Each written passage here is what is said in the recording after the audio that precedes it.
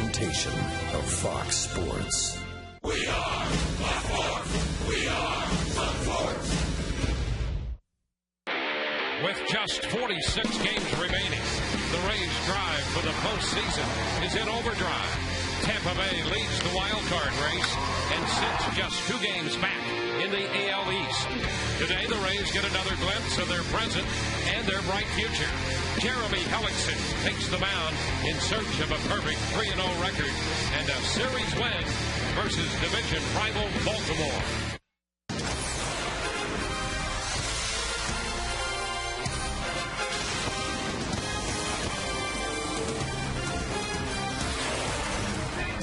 We will have a big crowd this afternoon, Sunday afternoon. Third game of the series as the Tampa Bay Rays take on the Baltimore Orioles. This current series even at a game apiece. The Rays continue to run second in the American League's Eastern Division, 2 full games back of the New York Yankees. Boston running third, 6 back, and the Rays up by 4 in the wild card race. Hi again, everyone. Welcome to an afternoon of Rays baseball. Dwayne Stats with Kevin Kennedy. Great to have you aboard. Tom Callis in tow as well. Brian Anderson will be sticking around for the postgame here this afternoon. Well, the Rays back on the winning track yesterday. Kevin, a season high as they tied their season high with 15 hits. They scored 7 runs, and that offense for the Rays, feast or famine. Yeah, it's feast or famine, all or nothing at all, and that's great if you like Frank Sinatra, and I do, but if you're a Major League manager, you like to see more consistency, not the highs and the lows to finish off the final 6 weeks. 7 games with 7 or plus runs since the second half, since the All-Star break. 9 games with 3 runs or less.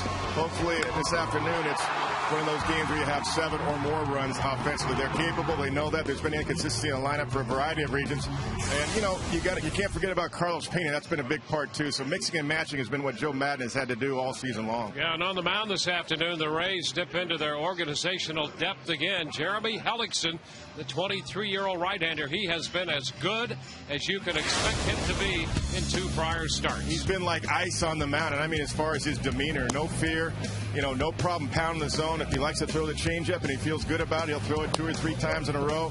He can pound his fastball in. His last start against the Tigers, 7 shutout innings, only 3 hits given up. In his first 2 Major League starts, he's only given up 6 hits in 14 innings. He's got a great arsenal of pitching and pitches and great demeanor and great presence on the mound. And the pitching matchup, the young man from Des Moines, Iowa, Jeremy Hellickson on the hill for the Rays, and Jake Arrieta will do the pitching for the Baltimore Orioles here in the series finale. Well, they're all big now for the Rays. The final 6 weeks of the season, and because we both like Frank, the Rays need these wins to go all the way.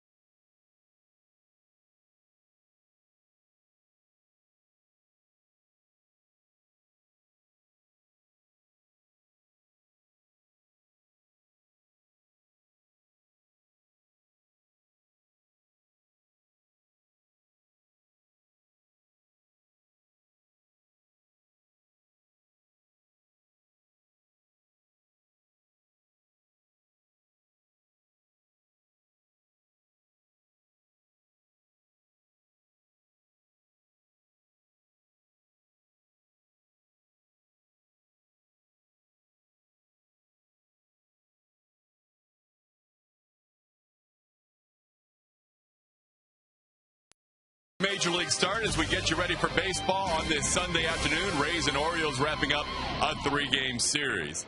As the Rays get ready for the O's today, we caught up with both Jim Hickey, the Rays pitching coach, and Joe Madden with their thoughts about whether Jeremy Hellickson has fulfilled what their expectations were. Well, we thought he would be pretty good, but it's certainly been very, very impressive. You know, the 2 outings have been really, really strong. But the thing that he's done that doesn't surprise us is he's under control. He's not intimidated at all. He can command his fastball. He's got the ability to throw the changeup in a fastball count, which really, really helps out. And, of course, the hitters are unfamiliar with him, so that works to his advantage also. But he's been extremely impressive. This guy's going to be good for many years. He's a good pitcher. We need to take care of him. We got to keep him well, because a guy that pitches like he does and really relies on command, health is a big issue. The fact that he feels good when he goes out there permits him to throw the ball where he wants to and be creative in a sense. So really an interesting young man, and he's going to have a really bright future with us. Jim Hickey, Joe Madden with our Geico quotes of the game. We are ready for baseball. Rays looking for a series victory against the Orioles. They will welcome in the Texas Rangers beginning tomorrow. But Dwayne Stats and Kevin Kennedy with all the action coming up next in high definition right here on Sunsport.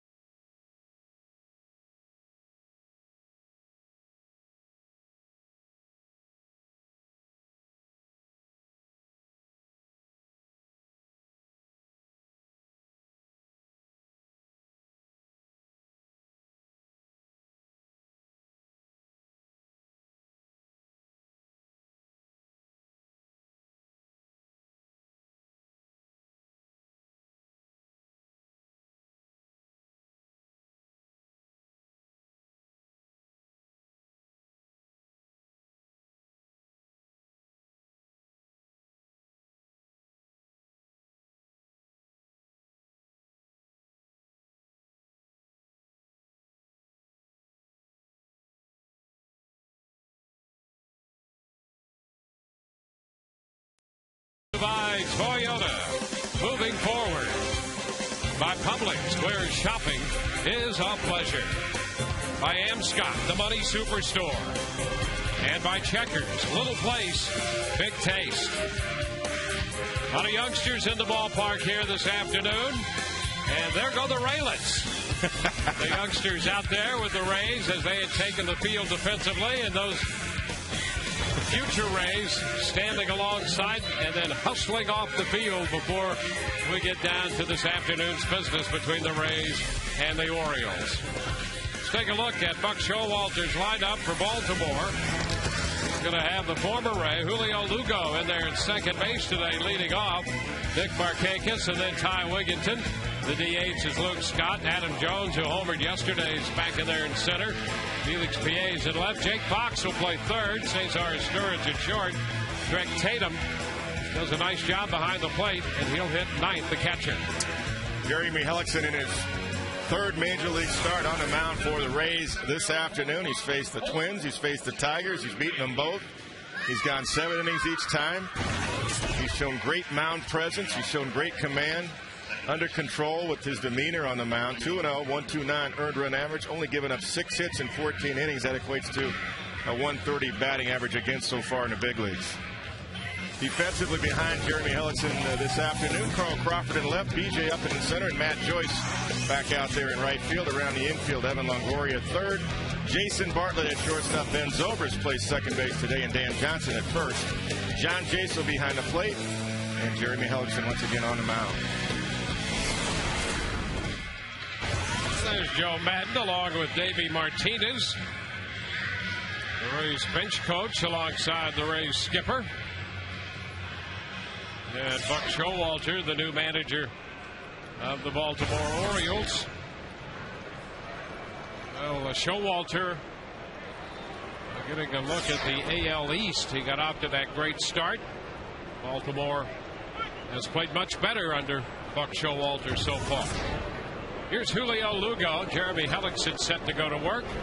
And the first pitch is in there. That's a strike call. He strikes him with a fastball. We're underway right on time at 140. 72 perfect degrees inside Tropicana Field. The cut, the miss. 0-2 the count. Lugo starting the day at 2:52, getting his first action on the Orioles road trip.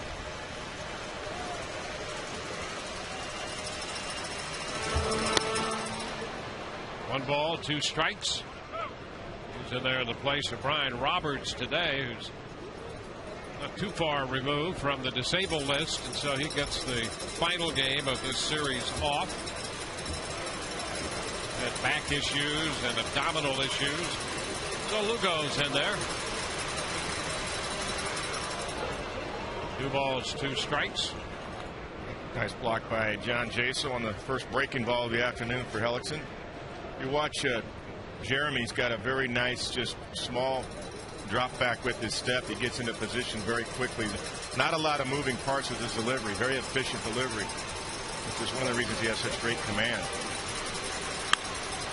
And a popper up the right side near the line. Joyce over in a hurry. Can he get there? Not quite. Great effort by Joyce. He made a last-second lunge after that one, but just out of the reach of his glove. Very nice effort by Matt. All 3 guys converging, Dan Johnson and Ben Zobrist. Joyce had the best angle on it and just does miss it with that dive. He didn't miss it by but a few inches.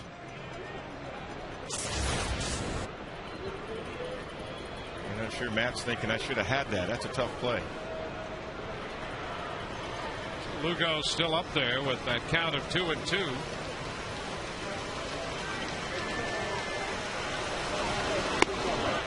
And that fastball a little bit inside, says Greg Gibson.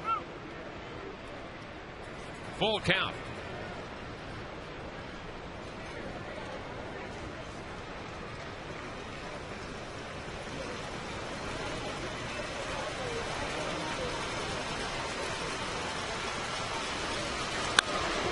A popper left side this time on a fastball, and that's Longoria making the call to the catch. 1 away.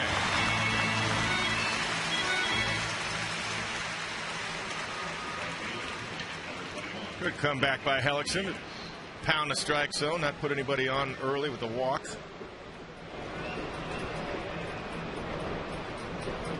That'll be the left-handed bat of Nick Markakis.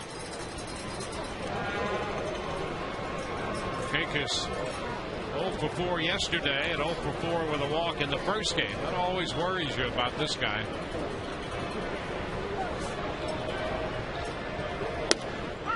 And he takes the first pitch strike. Well, the last couple of games, these 2 games against the Orioles have been tough in the first inning. Andy Sonnenstein did a great job getting out of that first inning yesterday. Bases loaded. Foul lifted down that third base side, and oh, what a catch by Longoria. He made an impossible grab right there. Wow. Sliding toward the bullpen bench. Longoria covered all kinds of ground. There is a Gold Glove play and then some. And you know what? And there was no quitting, Evan. That's the thing. Look at him doing a full sprint over the shit. Could have been a wide receiver right here. Look at that catch. That's unbelievable. Incredible catch by Longoria. Never stops taking his eyes off it right there and tracks it right into his glove, right up against the wall in foul territory by the bullpen. Boy, if nothing else happens today, you have your money's worth right there. What a play by Evan Longoria as Ty Wigginton fouls one away, strike one. You just won't see that. Look at how immediately he reads this, and he's going full sprint, never quitting on it, and never taking his eyes off it, looking right up into the roof, tracking the ball right into his glove. 1-1. Well, we say it every day. The Rays make a great play 3 to 5 times a night or afternoon, as the case may be. And right off the top, a great play, Longoria, in this game. 1-2 the count on Wigginton. You know, you can't go any further than what he went. I mean, if it gets any deeper than that, it's Carl Crawford's ball. Yep. For a third baseman to go back that far past the catching spot in the bullpen of the visitors, I've never seen that before in this ballpark. Can you remember a play like that? You've been here since the beginning. No, never.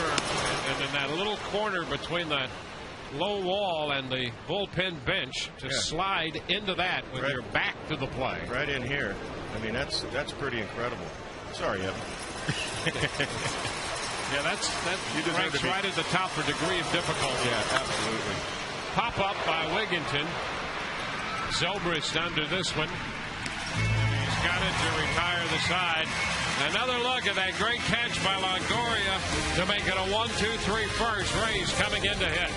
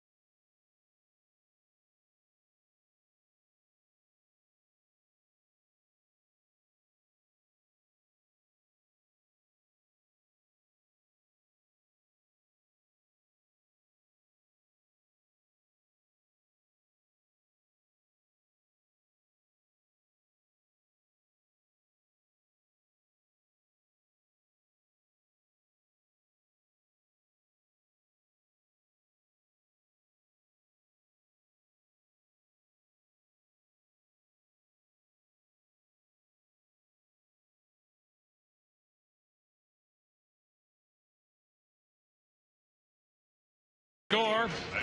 Rays and the Orioles this afternoon from Tropicana Field. Let's take a look at the starting lineup put together by Joe Madden, John Jaso, Ben Zobrist, and Carl Crawford.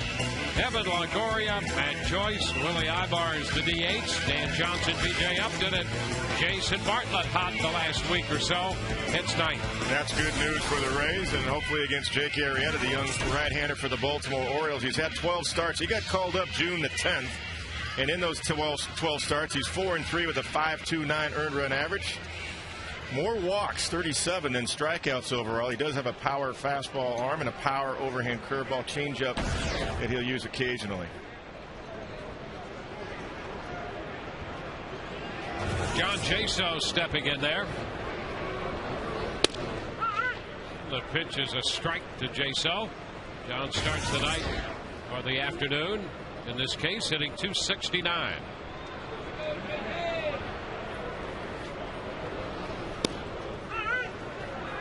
And another strike, 0-2.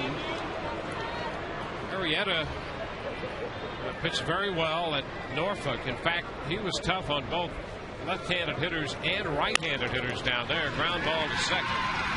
Lugo is there and makes the play. He's had some trouble against lefties in the big leagues so far through his first 12 starts. Yeah, that's interesting splits for him.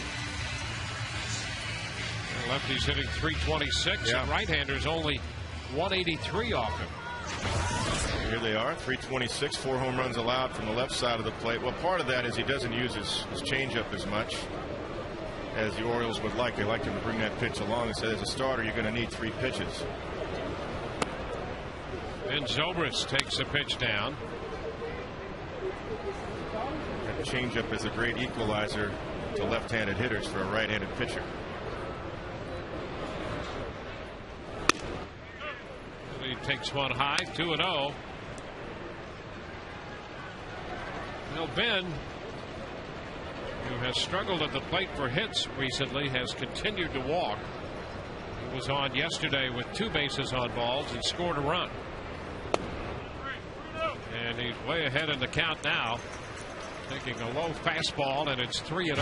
Hey, that's not unlike what Dan Johnson's going through right now. You know, he's got an on-base percentage over 400. And ball 4. So Zobrist, not giving the pitcher any help at all, draws the walk. The Orioles defensively this afternoon, Felix PA in left, Adam Jones in center, and Nick Markakis in right. Around the infield left to right, Jake Fox will play third. Okay, Cesar Izturis, Julio Lugo, and on the right side, Ty Wigington over there at first, and Craig Tatum, good defensive catcher, good arm behind the plate.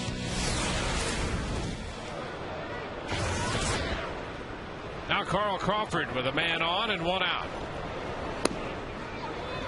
It's inside to Carl.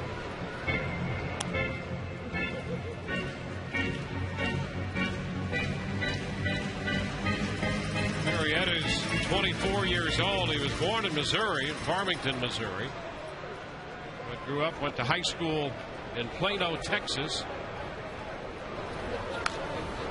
A foul ball. He was drafted out of high school by the Reds and did not sign. Went to community college and then wound up going to Texas Christian University at Fort Worth. Picked by the Orioles. They really like his arm.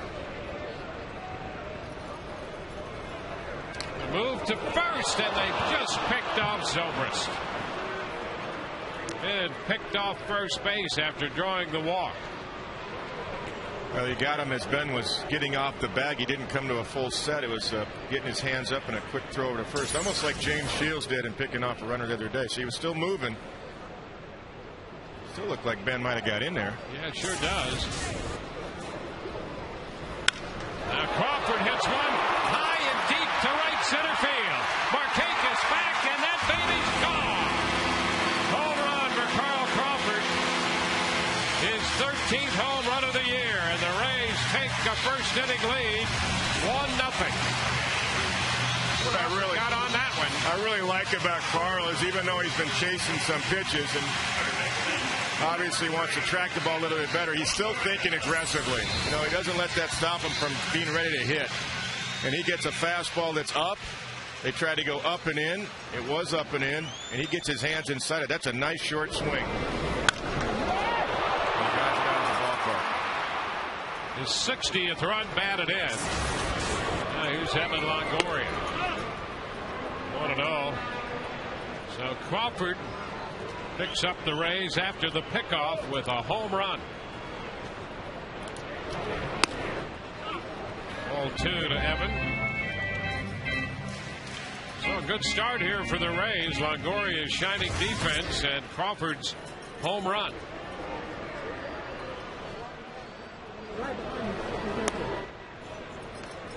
Longoria takes ball 3. Well, it's not Friday night, so we just maybe skip Fridays from now on for a while. The Rays have to figure out a way to do that. Wow. They'll play Thursday, take Fridays off. I think so. Ground ball, deep short, backhanded grab by Izturis. No, not in time. There's a base hit. Evan Longoria beats it out. A throw from deep shortstop. I think the Rays have come out with some energy this afternoon. They saw those Raylets run off the field fast, and I tell you, I think Longoria's gained a couple steps. That's a long throw, though, for Izturis. And Evan never stopped Hudson right out of the box because he knew it was in the hole, and that's a good call. First base umpire Scott Berry.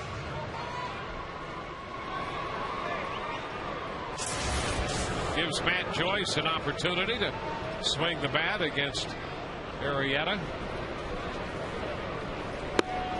And swing it he does on the fastball. Strike one. Good pitch to hit. Good swing.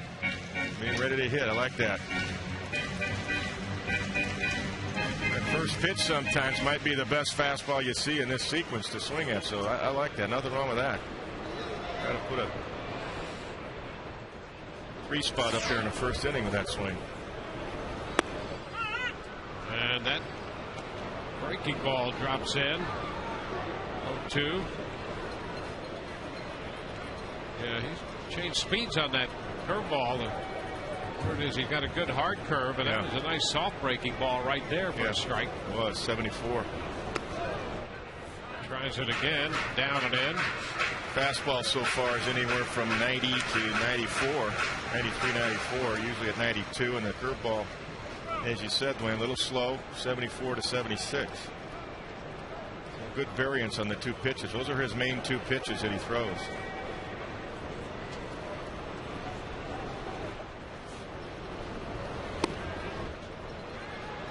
Fastball down and in, squares the count.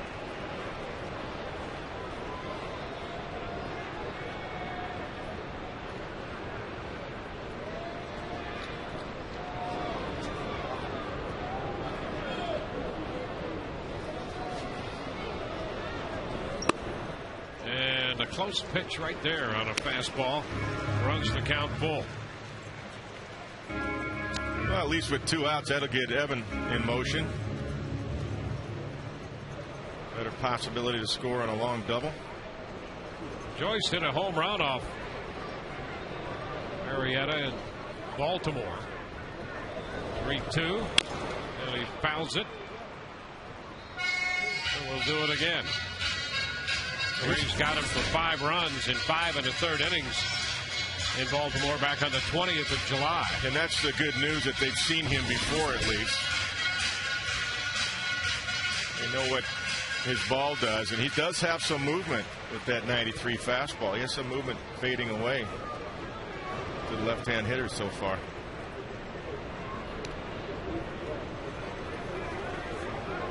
Three-two again. The ground ball right side. Lugo up with it. Throw to first in time. Retires the side. But the Rays get a run on the Carl Crawford home run. They leave a man. And at the end of 1 complete inning, it's 1-0 Tampa Bay.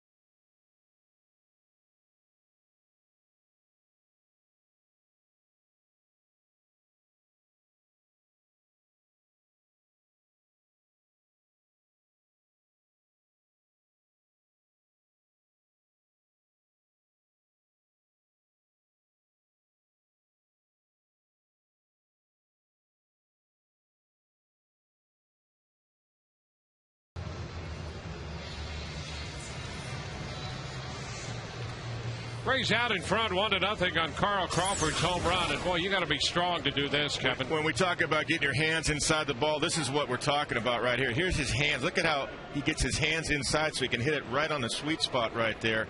and you have to be extremely strong to get your hands inside and take this ball to right center out of the ballpark. He just overpowered that pitch and drove it out to right center field. And because when your hands come in on an inside fastball, you can't really get great extension. You can hit it on the sweet spot, but he is strong to do that. Speaking of strong, here's Luke Scott.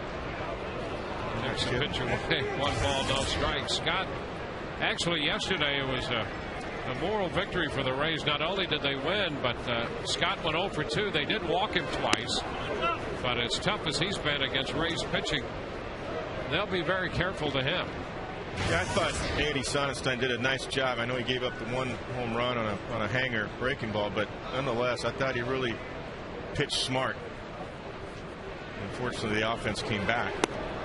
Yeah, I thought he did a great job out there, and I loved his comments after the game. Andy said he felt like today, speaking of the game yesterday, was a great team win. And that's the way he pitched. Yeah, he did. Absolutely.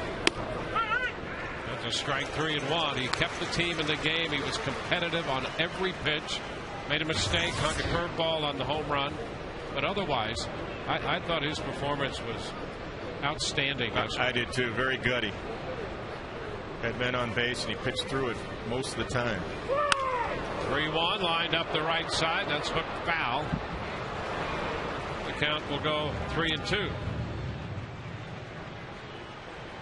You know, and I thought he was smart too. I mean, like you say, he kind of pitched around Luke Scott, and you know, why not? You know, Luke Scott's been on fire, and especially against the Rays. Well, I think if you can be this at the same time. I thought he was careful and aggressive yesterday. Yeah, he was. And it sounds impossible to be both, but I think that's the way he pitched. There's a shot headed toward the right field corner. It one hops the wall. Joyce with a great bare-hand carom, and the throw back to second is not going to be in time. And Luke Scott with another hit against the Rays. That's his 24th double of the year. He is on fire. He continues to be on fire. The pitch is up a little bit over the heart of the plate. He goes down and gets it. Nice job of using that back leg. And not a big finish. He just made sure he squared the ball up pretty well. Look at those guns on him. He is so strong. He hits a double into the corner in right field. And here's Adam Jones, who homered yesterday. One off the foul pole down the left field line. The pitch runs inside as he's shortened up on the bat. He's going to drag a bunt, get him over, and try to get a base hit at the same time as he's 6 for 15 in his last 4 games. But that ball running in on you, he's lucky that one didn't hit him.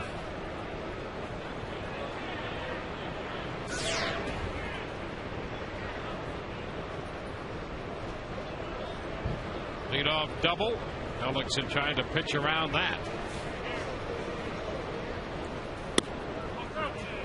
Pitches down. The Orioles, since the Showalter takeover, have been so much better in so many different ways, and hitting with men in scoring position is one of them.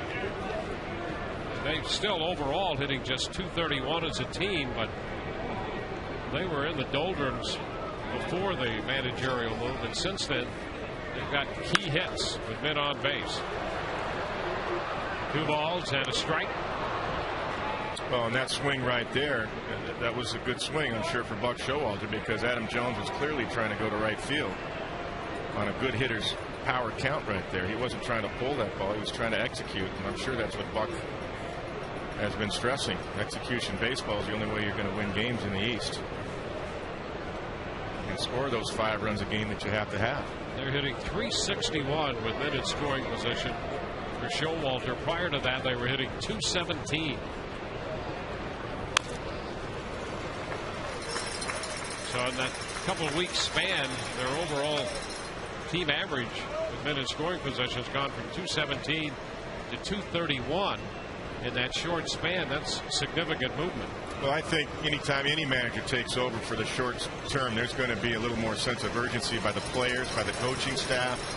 Everybody's going to be a little bit more alert. It's kind of a second life for some of these guys, because you know, you've got little bit less than a third of the season to go. You got some things to prove to yourself and to the manager.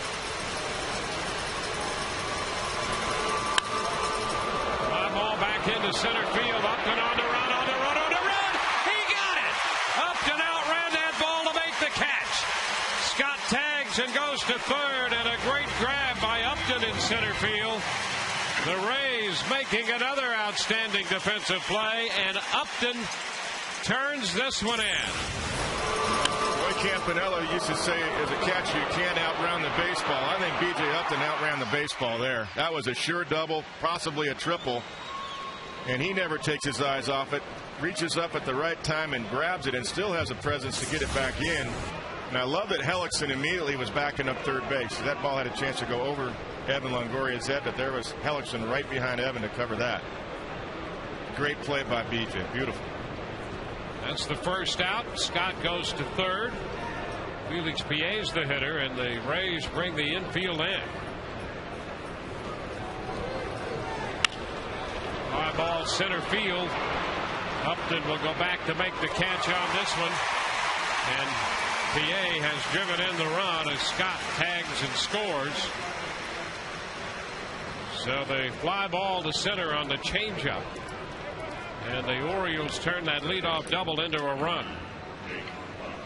Well, that's what a changeup is. It's either a strikeout pitch or a fly ball pitch. It's not normally a ground ball pitch. And Jay did a nice job to get that one in the air. Two-seam fastball is your ground ball pitch. Jake Scott is playing third base today. And a ground ball up the middle, and Zobrist picks it. Nice play there in the throw to first. We go to the bottom half of inning 2, tied 1-1.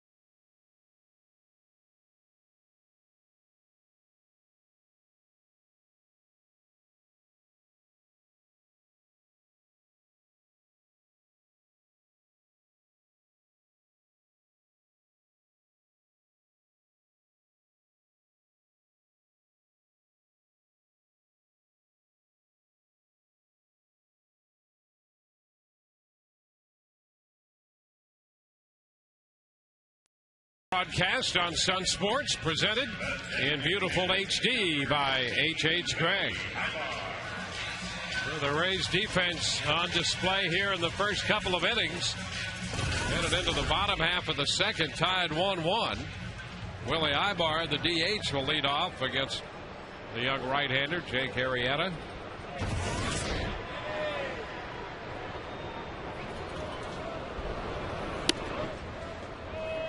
Outside, Ibar, then Dan Johnson and B.J. Upton. 3 great plays by the Rays already.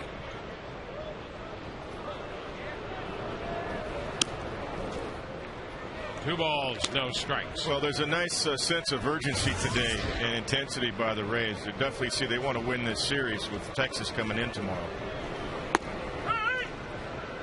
It's a strike, and it's 2-1. Yeah, by the way, if you haven't been to Tropicana Field all year, tomorrow might be the game you should see. Absolutely. David Price will pitch for the Rays, and Cliff Lee is scheduled to pitch for the Texas Rangers. That is a great pitching matchup, And never before in the history of Major League Baseball in Tropicana Field have we seen two pitchers at this time of the year with at least 10 wins and an earned run average in the twos. Price comes in 15-5 with a 284, and Lee comes in 10-5 with a 257. That, if you love a great pitching matchup, that's the game to see tomorrow night here. It really is. And the other thing is you've got Cliff Lee, who's already won a Cy Young, and you got David Price. And you look at those numbers, 15-5 with a 284. Probably for me the leading challenger for the Cy Young this year. I mean, play Buchholz, obviously get consideration, and CC Sabathia, but David Price is at the top for me right now. And Johnson takes the ball as Ibar is grounded out to second to start the inning. One out, base is empty. Yeah, that Texas series is going to be a very big series for the Rays. Price and Lee tomorrow, and then Garza pitches the Tuesday game and Shields Wednesday. Well, Boy, the other thing about that is, you know, if you are thinking playoffs, and as fans you should be, hopefully, I mean, this could be a playoff matchup too. Yep, at some point. Texas is going to win their division. I don't have any doubt about that, although they've got a couple of injuries now too. It's a little wide. 3 balls and a strike. And there's no reason to think the Rays won't be in the postseason as well as they're playing through all the injuries and to the inconsistencies offensively. They still have the great defense that we've talked about and the great pitching. Well, and that's what's kept this club through the ups and downs of the offense. It begins with that great defense. The pitching is very good, but you put this kind of defense behind it, it makes it even better, as we've seen already in this case of this game today. 3 outstanding defensive plays by the Rays defensively. You know, not only does it keep base runners off, but it minimizes pitch count if you go by that. I mean, what the play that Evan made, the play that BJ made, and even that last play to Zobrist was tough.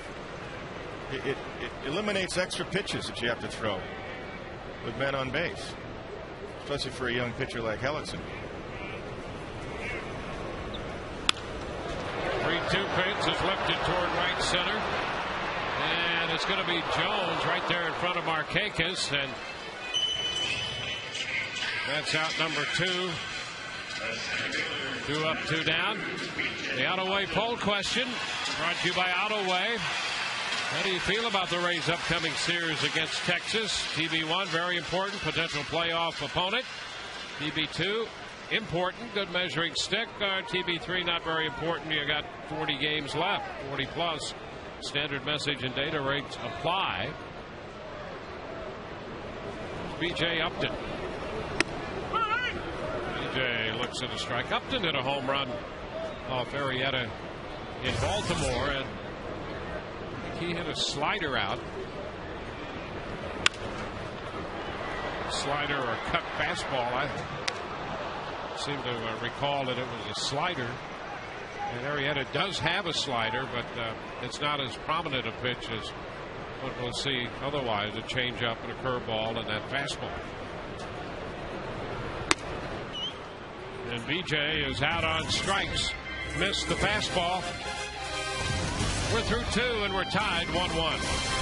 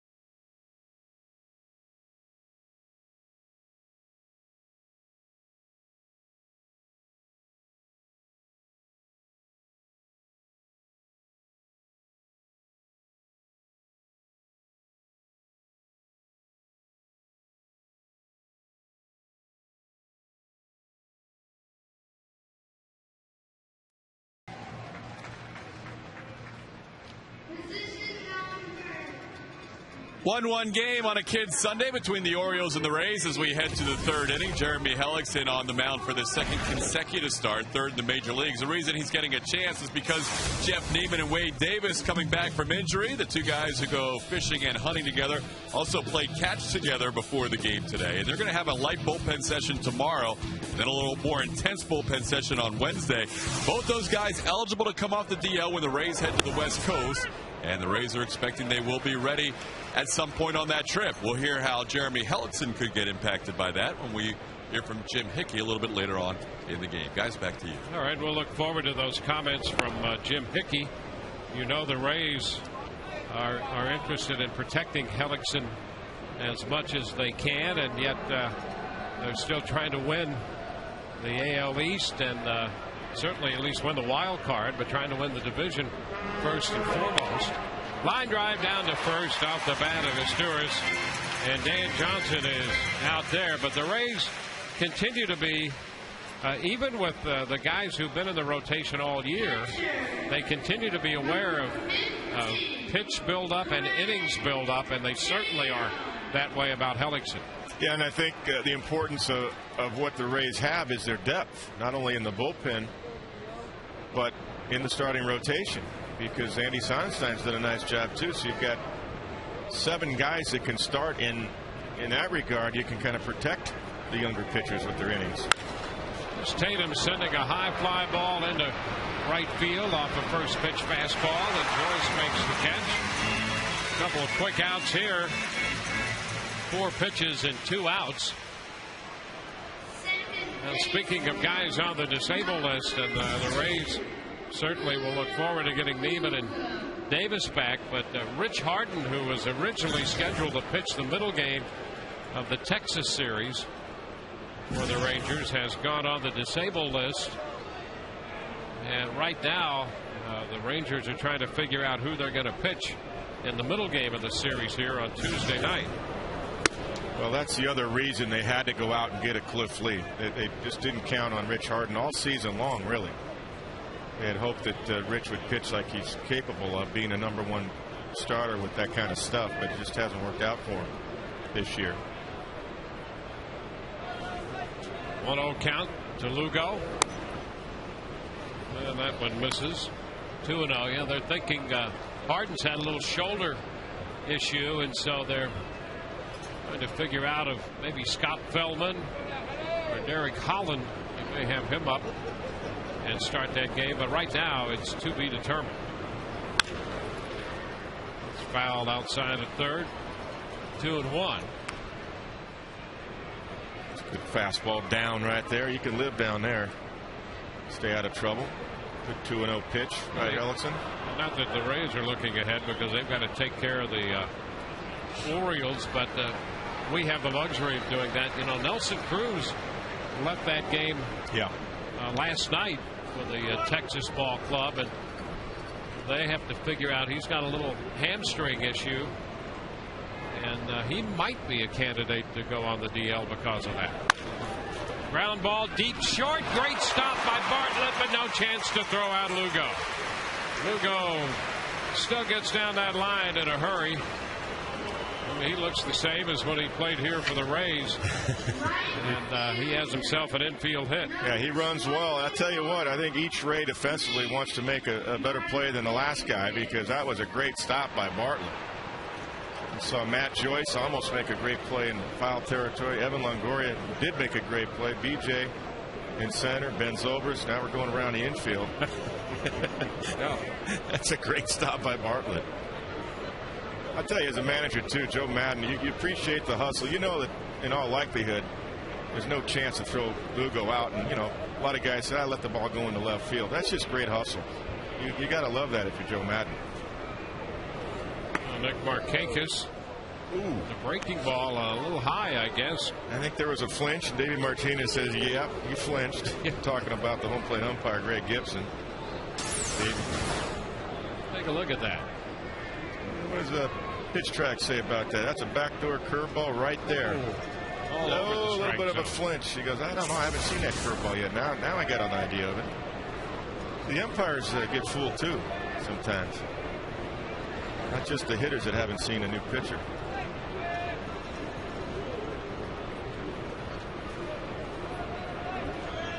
And you know, Dwayne, along with those lines, a veteran catcher will inform the home plate umpire. You have that kind of relationship, what kind of stuff this guy's got. Yeah. And a lot of times between innings, when an umpire hasn't seen a guy, he'll get back there for those 8 warm-ups to watch his stuff, see how it moves, what it does.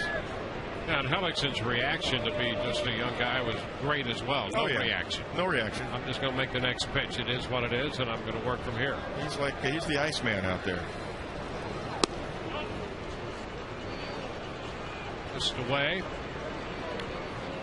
Akis laid off the changeup, and it's 2-0. I love your statements about Greg Maddux, because you saw Greg early. You know, we always talk about comparisons a little bit, but you had some good statements on him. Yeah, I just think, and you know, you're reluctant to start to compare any young pitcher or player to great players in the game past, but he has that mound presence that Maddux possessed his whole career, and he did it at an early age. And there was no fright in Maddux at all, and he would figure out a way to beat you. And I always thought whether you're going to play a game of marbles with him or you're going to play baseball with him, he was going to figure out a way to beat you. And Hellickson has some of that in him. Yeah, he does. Which is a great quality and one that you don't find all the time. No, you don't. Absolutely. That's why he didn't bat an eye when the curveball call was missed. It's okay. It's part of the game. I'll throw it again.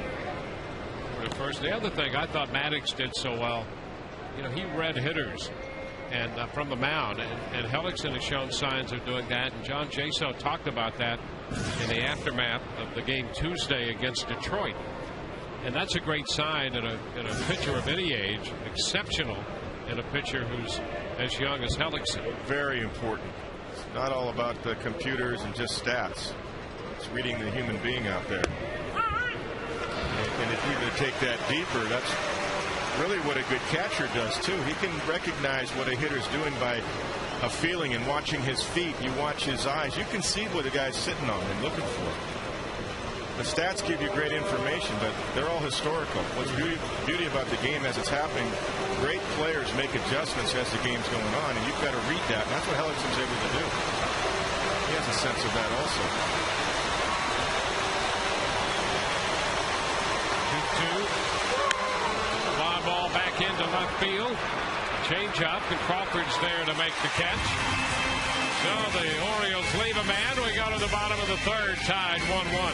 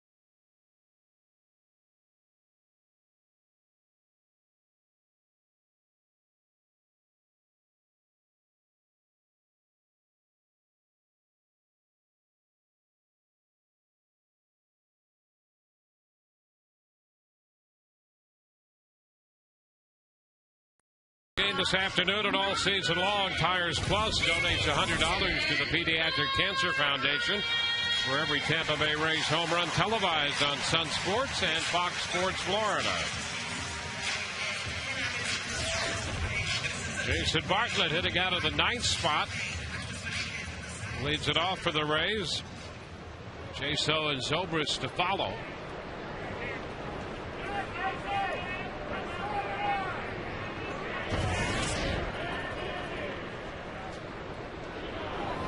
And he goes after the first one, rolling it to the shortstop. Stewart makes the pickup and throw.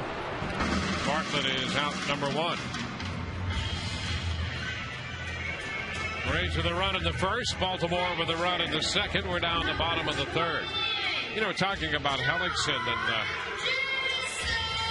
to be so young and have such a great feel for the game. And we had a little conversation with Mike Flanagan of the Orioles, who is a real asset for that organization. He's involved in their television crew at times. He's been a pitching coach over there a couple of times, been involved in the baseball office, and just a very good left-handed pitcher and a very bright guy. There's a strike. And he stopped by the booth. We were talking about that earlier and about how many pitchers of his era. There he is, Mike Flanagan.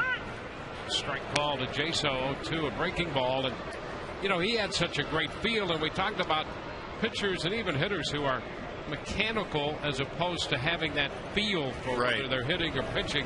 Yep. And he just doesn't think that there's as much of that in the game as there used to be. And I could see the point he was trying to make. Yeah, the feel for pitching. He said now you look at video, but he said we used to have to feel it. And I know we were talking, it's no different.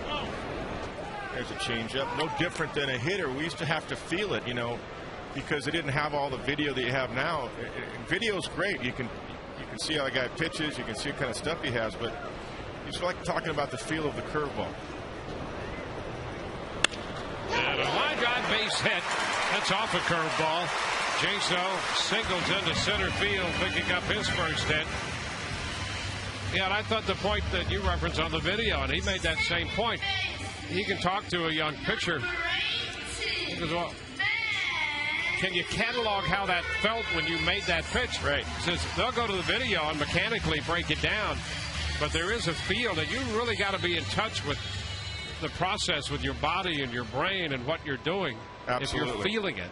And he thinks sometimes maybe the instruction gets so broken down through video and mechanics that pitchers lose that feel. Well, you're not robots out there. You've got to feel it. I mean, when guys are hitting well, what's the first thing they said? I'm feeling good. I'm seeing the ball. I'm feeling good. Yep. I'm in the. Mike Schmidt used to say, I'm in the flow. It's a real. And that Luke Scott is in the flow right now, for example, for the Orioles. He feels good every time he goes to the plate.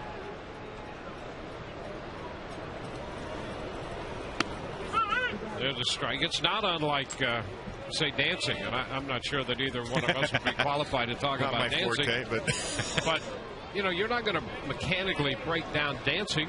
You're going to feel it. That's a great point. And that's the same way. That's the point Flanagan's trying to make about pitching. Well, and I buy into that 100%. You know, if you watch Dancing with the Stars, and I know there's a few out there that do. Oh, there's a move up by Jaso, and he is so good at that. Any little opportunity at all when a pitch is down or in the dirt, and the catcher is going to have a little trouble handling it. He is off instantly and moves up. Well, and you're talking about feel. John Jaso anticipates, and that's feel right there, because there's no book for that to say, well, on the video, this is when you break to second base if it gets off 5 feet or 10 feet.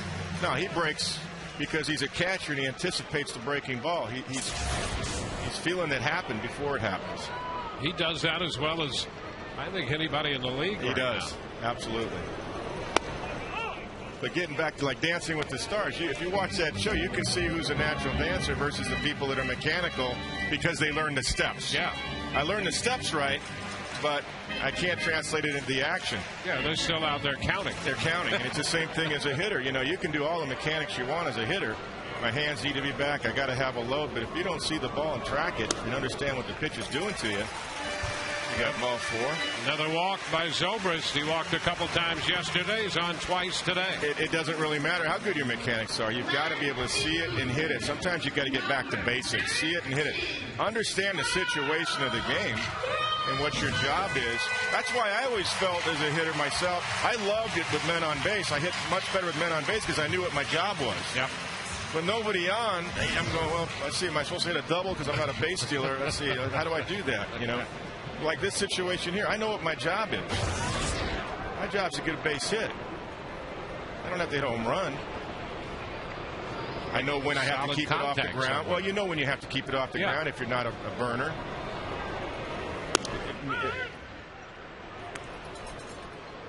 I mean, if Carl wants to hit a 3-run home run here, that's all fine and good too. But the point is, the situation dictates what you need to do, which makes it and simplifies it for the hitter, really. 1 strike the count to Carl, and he lines it into left. There's a base hit. Jason's around third, headed to the plate. The throw's not going to be in time, and the Rays take a 2-1 lead.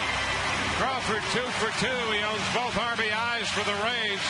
And Jason hustling home from second base. Well, there's a prime example of what we're talking about. That's exactly what he was trying to do. He knew he wasn't going to get a cookie middle in to get a 3-run home run.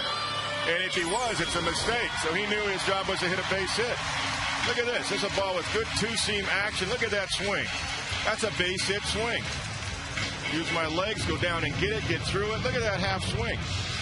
He centers it well and drops a nice line drive in the left field for the RBI base hit. That's what I'm talking about right there. Men at first and second for Evan Longoria. Evan had an infield hit his first time. And a curveball first pitch is in there for a strike.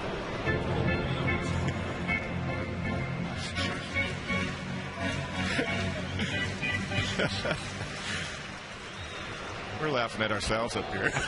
Or I'm laughing at me. How do I bring it? I thought that Dancing of the Stars was pretty good. I'm just disappointed the truck didn't have any video. Hey, Bobby Ramos is in the ballpark. Well, they could have helped us out with a little video of there Bobby. is some video of Bobby. Now, Bobby can dance. See, he's got rhythm. Bobby knows how to dance. He's not counting when he's on the dance floor. We all have to know what our specialties are. Absolutely. Well, you brought up dancing, so I had to take it further and deeper, as the analyst. Yeah, that's right. I'm supposed to set you up and let you go. Yeah, embarrass myself. 1 ball, 2 strikes to Evan. I had trouble my own self as a young hitter. I got so robotic because I wanted to learn the mechanics, but it's like don't forget about seeing the ball and hitting it too. Absolutely.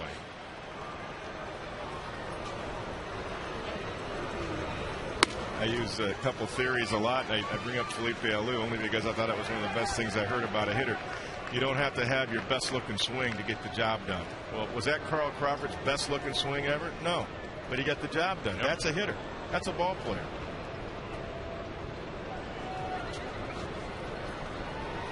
And ball 3 is wide. Well, the bottom line is, however you have to do it, you're trying to get the best part of the bat on the ball. That's it. And he did it twice. You might find yourself in some strange contortions to do it, but that's what you're trying to do. And that's what he did on an inside fastball that he was able to turn on. He got his hands inside it and basically fought through it and drove it out of the ballpark.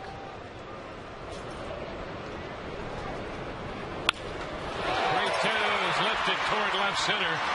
The A's there, but so is the center fielder Adam Jones to take charge. And Longoria is out number 2. And the reason I really like this conversation is because this is the balance you have to have. I mean, you have to respect stats and what they present, on-base percentage and whip and all that stuff. WAR is the new one and all that. Yep. But you also can't forget about the human element. That's exactly right. And it is a field game when you're doing it. It's just like a basketball player when he's in the flow. You watch the playoffs.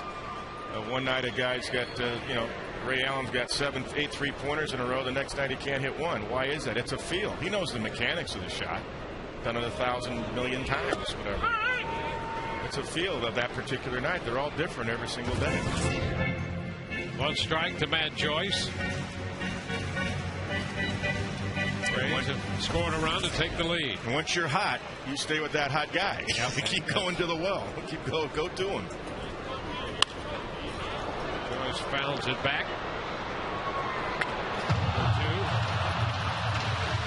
2. I'm sure it's not unlike what Ben Zobrist is feeling. He knows the mechanics of his swing. He's not feeling it right now when the action's happening.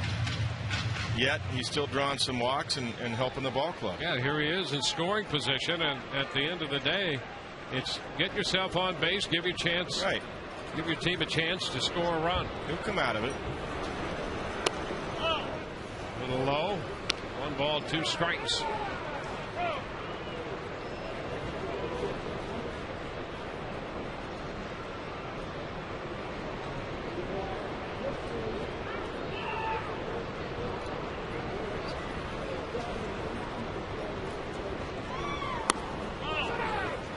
That will even the count. Curveball. A couple of good takes right there by Matt laying off that curve.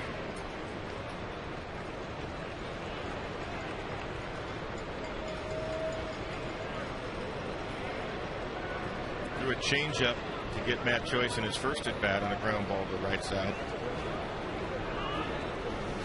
There's a shot headed toward the corner. One hop and to the wall. Zobrist scores. Crawford goes to third. It's a double. And the Rays tack on another run to make it 3-1. Well, Joyce took a couple pitches to even the count and drives a double on one hop to the right field wall. Now that was a pretty swing right there.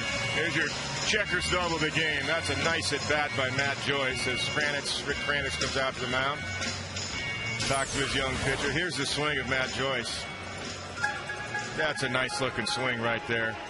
And he was able to get that pitch because he laid off two breaking balls. Great extension. Now you talk about getting through a ball with extension and a high finish. There it is. That was hit so hard. Even the super right fielder Nick Markakis, who seems to track everything down, was not able to get that one. And it was hit so hard that Carl Crawford wasn't even able to score. Yeah, you know the ball's hit hard when he can't score. Exactly. And really, he had no chance to score. That ball was already into the infield when he got to third base. That's how hard Matt Joyce hit that ball.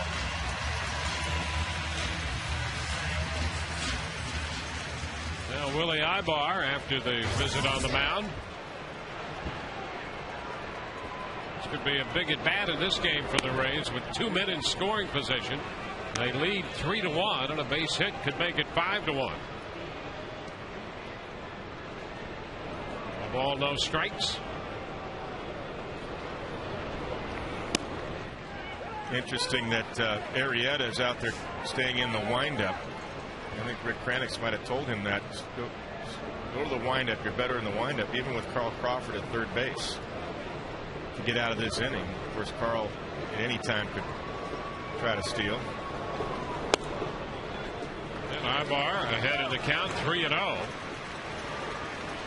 And what that also does is allow Matt Joyce to get a huge jump at second base. So on a base hit, he's going to walk home no matter where the ball's hit.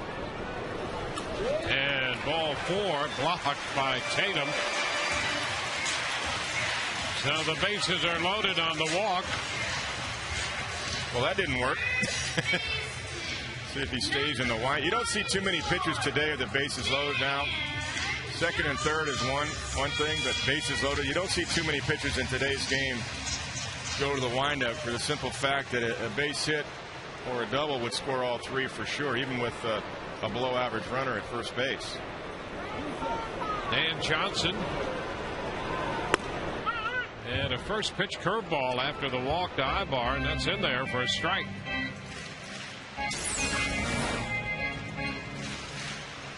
Take a look at the curveball. Ooh, that's around the plate. Bites the outside corner. Fox tracks half the same as your home plate umpire. Ground ball right side, and Lugo comes up with it. Throw to first in time to retire the side. Rays scored twice.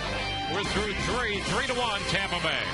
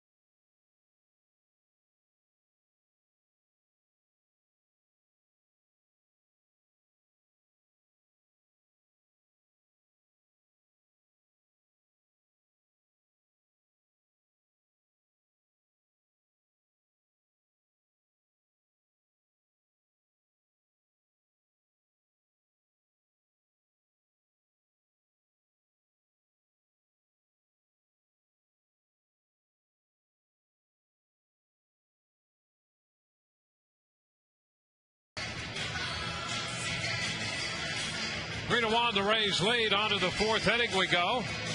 Time for the AT&T trivia question of the day. Billy Shoppach connecting for a grand slam yesterday. What's the Rays team record for grand slams in a single season? That's our AT&T trivia question.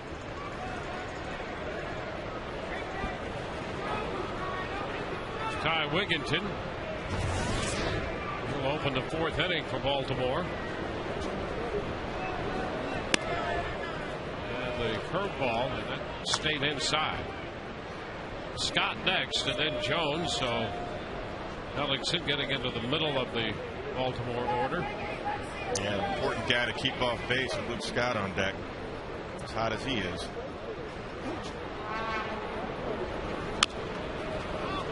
One ball, one strike. You know, there's a couple of guys hitting 3-4 for the Orioles that a lot of teams passed on, I believe, in the trade deadline. Yep. There's the breakout for Ellingson. His pitch count at 42 and the percentage of various pitches. Only a couple of few curveballs today, 10%. Changeups, 28%. Yeah, you know, back to the point you made on a couple of these hitters, I think you're right about that. Wigginton is one of them. In fact, Buck Showalter told me yesterday he was surprised that there wasn't more action involved with Wigginton. Pitch inside, 2-1. He had a great first half and made the All-Star team and has continued to hit well here into the second half. He's got an 11-game hitting streak. He's out front right there on a good changeup. Might be his best one of the day right there. 78 and the bottom fell out. I mean, Wigginton's hit in 19 of his last 20 games. Right. Yeah, no, he's continued. Absolutely. What do you like about him? He's always a threat. He's aggressive early, and he can work the count more times than not. I mean, he's going to be up there the first couple pitches thinking long ball, like in this case, but before you know it, he's up there, it seems, almost every time with a full count. Yeah, fighting pitches off, staying alive. And he's drawn the walk. So Wigginton draws the walk. And hey, in regard to our dancing conversation, Todd Callis is with the resident dancer. That's Sugar Bear down there. Todd, yeah. What do you got going? They were talking about, Dwayne and Kevin were talking about good dancers. They don't count in their head. Is that the case? You don't count. You got to have rhythm, and you got to really get into the music. And the best thing that can happen to you is to have a partner that really wants to dance the night away with you. So you were born with this. We've seen you dance. You were born with this ability, right?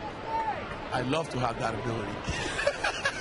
Guys, one of the best dancers in the history of Major League Baseball, Bobby Ramos. It's all about feeling the rhythm. Back to you. All right, very good. And Bobby Ramos, a.k.a. Sugar Bear, he does that. No question about that. Just makes the point. He's the best. Yeah. You know, he's going to have a little fun and smile your way through the long baseball season. You got to have guys like Bobby on your coaching staff, that's for sure. When it's time to be serious, he's serious, but he has a lot of fun doing his job. Pitch away to Scott. Fastball. It's 1-1. Rays with the shift on. Bartlett over on the first base side of the bag at second. It's a good pitch right there because it was had some sinking action, and that's what you're looking for right here. Have something going away from his swing. Too many pitches in this series have been coming into his swing, and he's not missing that ball coming into his swing. And there's a nice breaking ball. Strike two. Beauty. Backdoor curveball right there. Drops it right on the outside corner. Make a lot of money doing that.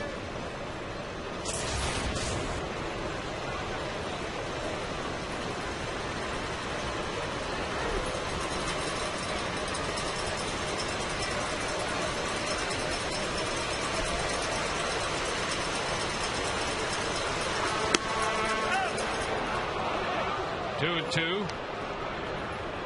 That's a nice effort, though. See, Jeremy's trying to stay away from the power of his swing, trying to neutralize it a little bit. Ball off the outside corner a little bit. I just think Luke Scott's in one of those modes where, talking about feel, he's just, everything that's coming in, he's on it. He's seen it. So if you're coming in, you better get above his hands, and that's tough to do.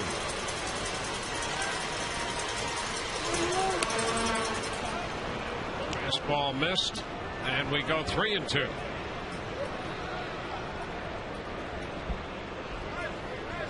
Wigginton walked. He's at first. He went to 3-2 and drew the base on ball. So now it's 3-2 to Scott. He could throw his money changeup here. Get a swing and a miss. But you've got to start that thing where it looks like a strike to the hitter, and it's got to be over the plate. Otherwise, he'll take it. And then the bottom fall out.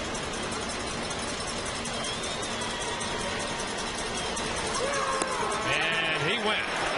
He tried to check on a breaking ball and could not. Boy, that's a gutsy veteran pitch right there by Hellickson. That's a money pitch. It wasn't a changeup, but it was an off-speed pitch. It was a curveball, and he made it look like a strike because he did drop it over the heart of the plate. Watch this, and the hitter's thinking, oh, this is going to be there at the knees, and watch the bottom fall out. I can't hold up on that. That's a beautiful pitch. Big-time, big-league pitch right there against their hottest hitter. That's the first out. Wigginton at first. Now Adam Jones.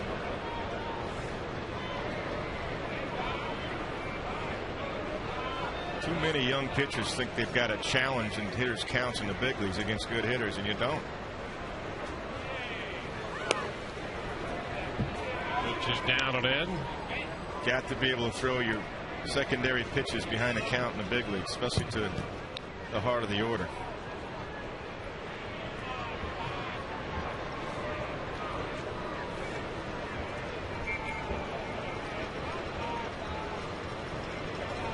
Jones retired on that great running catch by Upton in the second inning.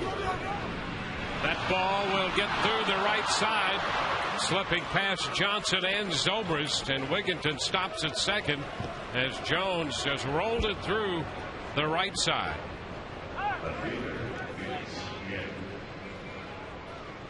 Yeah, anything on the ground like that, you're thinking Ray's defense is going to get to it and take nothing away from the effort of Dan Johnson, but Carlos Pena, that's in his hip pocket, especially being a left-handed thrower to his glove side. Dan had to go across and try to backhand it, couldn't grab it, but a nice effort nonetheless. But you see where you miss Carlos, not just with the bat, you miss him over there with that gold glove too. Now it's Felix Pie. Hellickson got him on a sacrifice fly, threw him a changeup, and Pie drove in the run, scoring Scott from third base in the second inning. Fouls a fastball back. Pie had a pretty good cut. He did, and he'll jump on that first pitch, and he did. He fouled it straight back. You know who's played an impressive first base, and we're not surprised? Ben Zobrist. Been very good over there. That's right. You're talking about a shortstop that can play second, right, center, first base, probably catch if you needed him to. Yeah, and he made a great pickup on that ball hit by Fox. He did today in the second inning. And it's still not easy to do, to keep moving around different positions. But Ben does it day in and day out wherever he's at. It's just missed. It's 1-1. Carlos, by the way, is playing a rehab assignment down at Port Charlotte for the Stone Crabs. And they're hoping that he might be ready for the Texas series. That would be huge to have his presence on the field in the lineup.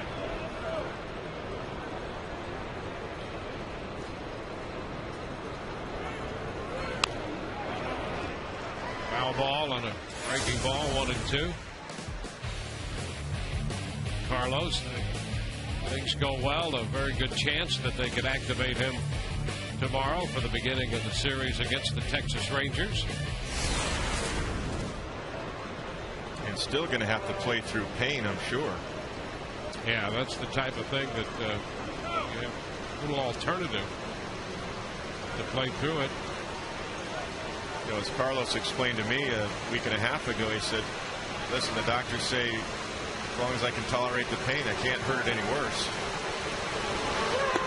Swing and a miss. BA out. There are a couple of very good pitches made by Hellickson. Well, he threw the slow curve at 73 for strike 2, and that was the power, more of a power curveball. And that's what you're talking about with the feel, like Maddox had. He could sense. I'm going to throw this one a little harder to make it a little tougher on the hitter. I'm going to put him away right here. It's just put away curveball. A little bit harder, different type of break. And look at that big swing. Head way out. Big out right there. That's Jake Fox.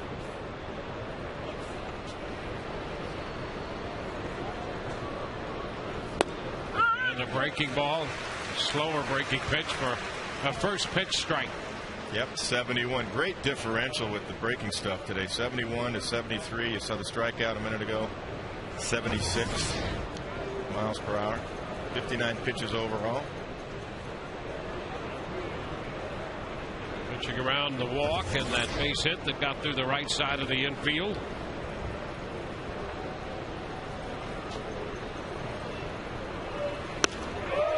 And he has him down 0-2 now.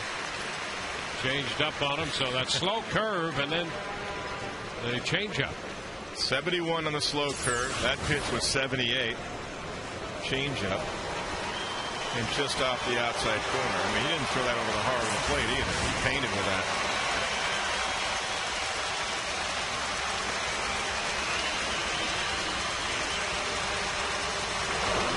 Struck him out.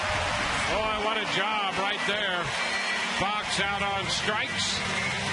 No runs, 1 hit, a walk, 2 men left. We go to the bottom of the 4th, 3-1, Tampa Bay.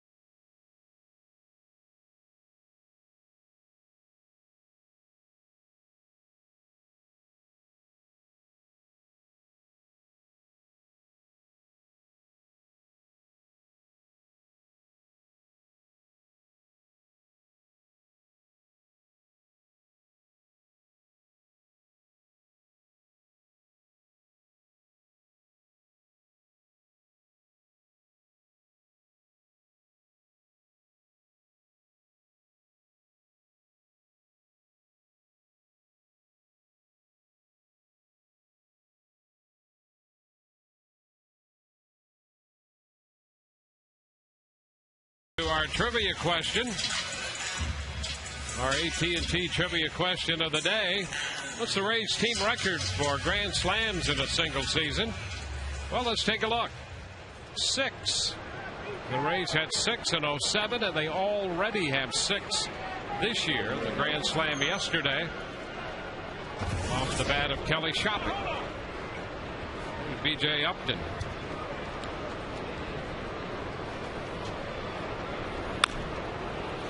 Foul ball. That slam by Shopping. Doesn't have to be a perfect pitch. Oh, it wasn't. It was something where his eyes lit up, though, and he didn't miss it. In fact, that ball was smoked. How far did they estimate that? Did they have a... No, we have to check that and see. That was a blast, and then that one off the foul pole was way up. That was way up. You're right. I was watching your work, partner. Well, I was glad you could relax. And then the base hit the other way, headed toward the corner, and Upton's going to dig for 2. Markakis with a good arm makes a good throw, but not in time. And Upton is aboard with a leadoff double. Well, we've talked about that a lot this year. He's got the ability to do that. Go to right field. There's a lot of hits over there. The fastball, middle of the plate. Rams got replay right there. And he didn't try to pull it. He tried to go that way. You could see that with that swing. Just going to take what Arrieta gave him. Arrieta got him swinging on a fastball away in his first at bat, and that's a nice adjustment by BJ to go to right field. Well, Upton with a double, and now here's Bartlett, and this would be two guys who could really be a big part of the Rays' continued success story. Yeah. If they can get hot the final 6 weeks, and both of them have been collecting hits with greater regularity lately. Good signs. Pitch is down. You see Bartlett shorten on the bat. I like that they're hitting back to back for this very reason. Bartlett can execute hitting behind BJ with his speed. And yesterday, of course, hitting 1-2 against the lefty Mattis, that was a nice combination at the top of the order.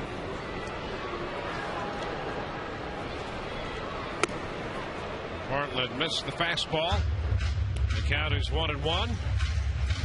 Well, what Joe Madden did once he got the count after bunting the first pitch, let Jason take a shot at trying to go to the right side. We'll see now if he puts the bunt back on. If you're the Orioles, you have to think that way. The third baseman Jake Fox is expecting possibility of it. On attempt, and he bunted through it. 1 ball, 2 strikes. That's exactly what Joe Madden did. He gave him a shot at doing it with the count in his favor. Once he missed the pitch, he wants the bunt back down. And I think Joe's a little frustrated because he wants a true sacrifice, not a bunt for a base hit here. He wants that ball down, because anything down on the ground is going to get BJ to third. It doesn't have to be a beautiful bunt. And the pitch is in. 2-2.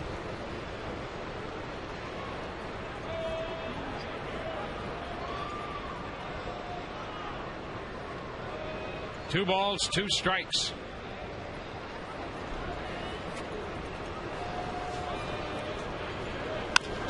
Ground ball. This will get the runner over as Asturias, the shortstop, had to go to his left to come up with it, and Upton goes to third. So Bartlett does eventually get the job done of moving Upton up. Yeah, he does. I think the frustration that Joe Madden had is warranted because, you know, you want a true sacrifice. You don't need the bunt for the base hit. If you get that, great. But he did allow Jason to swing the bat with 2 strikes, and Jason did execute. And now the top of the order, John Jaso. Now here's what we're talking about, Dwayne. What's his job? His job's to keep it off the ground, and you know that as a hitter, so you've got to get underneath the ball. And he takes the pitch down. Tatum covers up.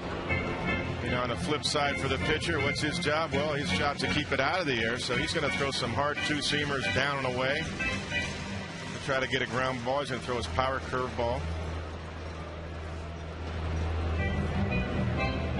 You would really only go up in the zone if you got 2 strikes. You're trying to get a strikeout or a pop-up. But early in the count, you're trying to pitch down, so the hitter's got to think down and try to get underneath it and get through it to get a sac fly.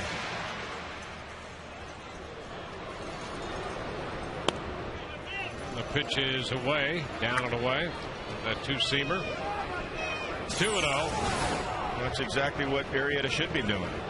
Nice 2-seamer, good fade action, plenty off the plate. But here you can't be jammed. They've done that before to Jay. So here you got to be ready for something in just in case.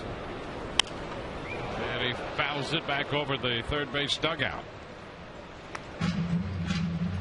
2-1. Rays trying to pick up another run with a man at third and 1 out against the drawn-in infield.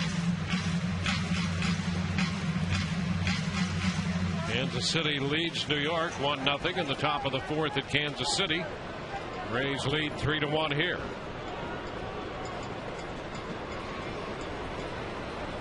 Jaso hits it on the ground down to Wigginton, who steps on the bag, and Upton forced to remain at third base. 2 outs now, and it'll be up to Ben Zobrist.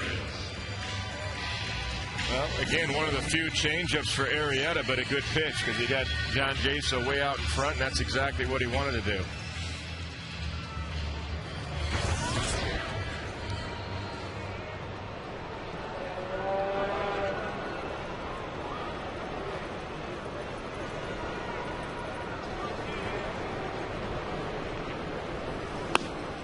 Zobrist takes it down. Then with 2 bases on balls, he scored a run in the 3rd when the Rays grabbed the lead. He scored twice to take this 3-1 advantage. Interesting. I was thinking push a bunt to third first pitch, but on the second pitch, Jake Fox now is in. Buck Showalter, I think, saw the same thing. Yep. 2-0. Managerial minds at work. Well, you know, you got a runner at third, you got a guy that's struggling at the plate here for base hits, and you're trying to get a run in. Why not? With BJ Upton at third base, push a bunt. But now Jake Fox is even with the bag, and the chances of Ben hitting a ground ball to third base hard are minimal anyway. So come in and at least take the one thing that he can do on the left side of the infield, and that's bunt. There you see it right here.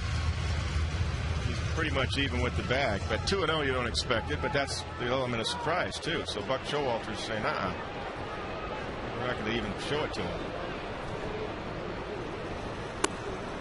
And ball 3. Zobrist has seen 1 strike in now 3 plate appearances. I'll tell you what, and I let him swing here too. I know Carl's 2 for 2. I let him swing 3-0. It's a good fastball, perhaps. And a strike. Well, they got the fastball there. And that's the reason. That might just be something that would bring Ben right out of his slump. Get one fastball finally in a week to hit, but you get 3-0 and you're taking it because he hasn't been swinging for average lately. 3-1, and he rolls it to second. Lugo makes the throw. The Rays do not score. Leave a man at third. We're through 4, and it's 3-1 Tampa Bay.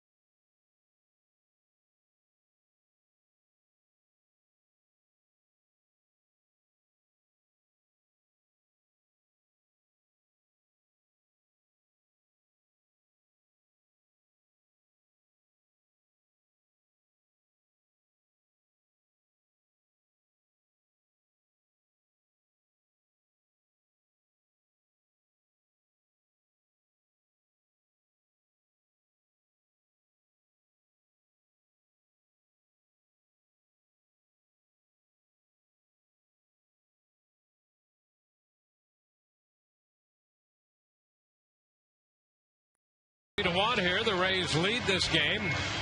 A lot of exciting baseball left to be played, and you can still get Rays season tickets, including postseason opportunities and other great benefits, by going to RaysBaseball.com or calling 888-FAN-RAYS. This is a fun place to be, and tomorrow night with Texas in and that great pitching matchup. I don't know how many tickets are left for that, but boy, you ought to get them because that's going to be a dandy. David Price and Cliff Lee. Cesar Izturis. First pitch is inside. Tatum to follow, and then Lugo.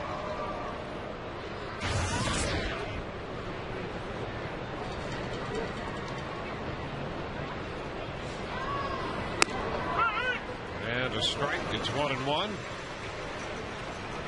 Well, we really saw Hellickson do some great pitching to PA and Fox to end the 4th inning with a couple men on base. Right back to the mound. Hellickson grabs it. Fastball, and Asturias hits the soft liner back to him. I love when I see something coming back at him. He just acts like he's seen 1,000 of those already in the big leagues. No big deal. But he finishes well. See this finish? He doesn't fall off. He doesn't get rotational. Look at his finish. Head is right at his target. He's right there looking at it. So, hey, I can pick that. Well, I jammed you. He just makes so many good pitches. He is really fun to watch. He changes speeds on all of his pitches, too. Yeah, and you made that point earlier. You know, a guy might have 3 pitches. Suddenly he's got 6 or 9. That's exactly right. And that's what he does. That's not by accident either. That's by thought and his design. It's intentional. Breaking ball, and it's 1-1. Look at that one, 69 miles an hour. So we've seen him throw the curveball now 69 all the way to 76 or 77 when he wants to strike out.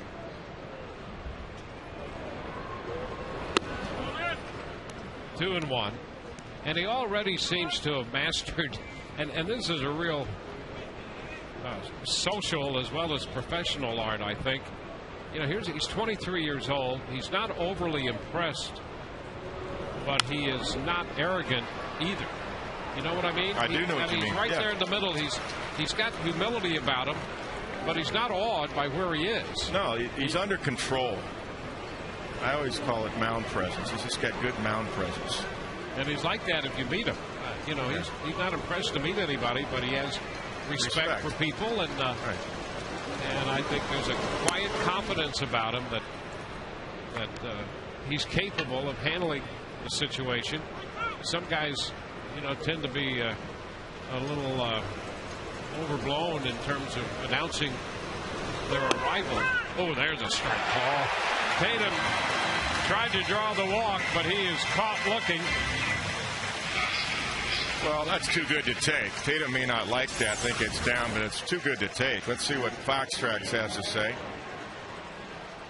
Right at the knees. Yeah. That's where you're supposed to pitch. Good call. Great Gibson.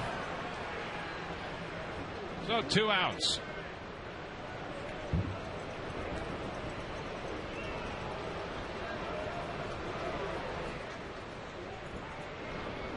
Julio Lugo fouls one right back.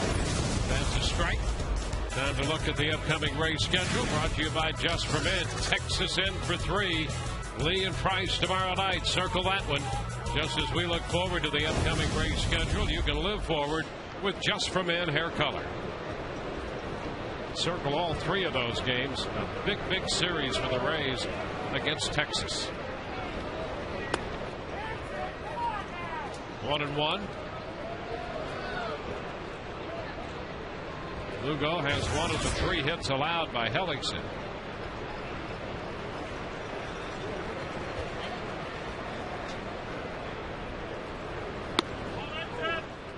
Two and one. The other thing about Hellickson, and I'm sure, you know, as he pitches, every pitcher at some point is going to have a bad outing and a bad inning. Sure.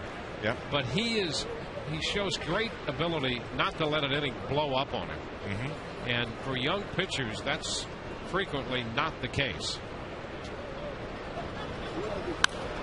2-1 is popped up. That will be out of play, and the count goes to 2-2. Some pitchers will let a situation speed up on them and get ahead of them. They'll try to fire their way out of it. Yeah, more power, got to throw harder, got to make this curveball better than what it needs to be, or this changeup with men on base, and you really don't.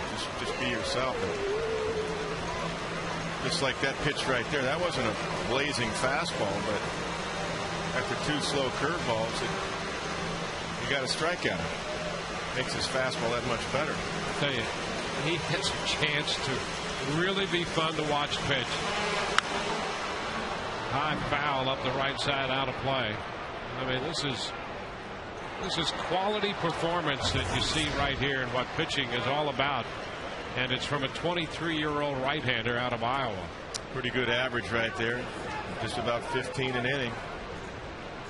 75 total with 2 outs here in the 5th inning. Another guy out of Iowa that I remember. Bob, yeah, I tell you, Bob. Yeah, Bob Feller. And a foul tip. He got just a little piece of that one to stay alive, a breaking ball, and Jaso couldn't hang on. And, you know, you're right, Feller, Bullet Bob, who, you know, was so great and, of course, legendary.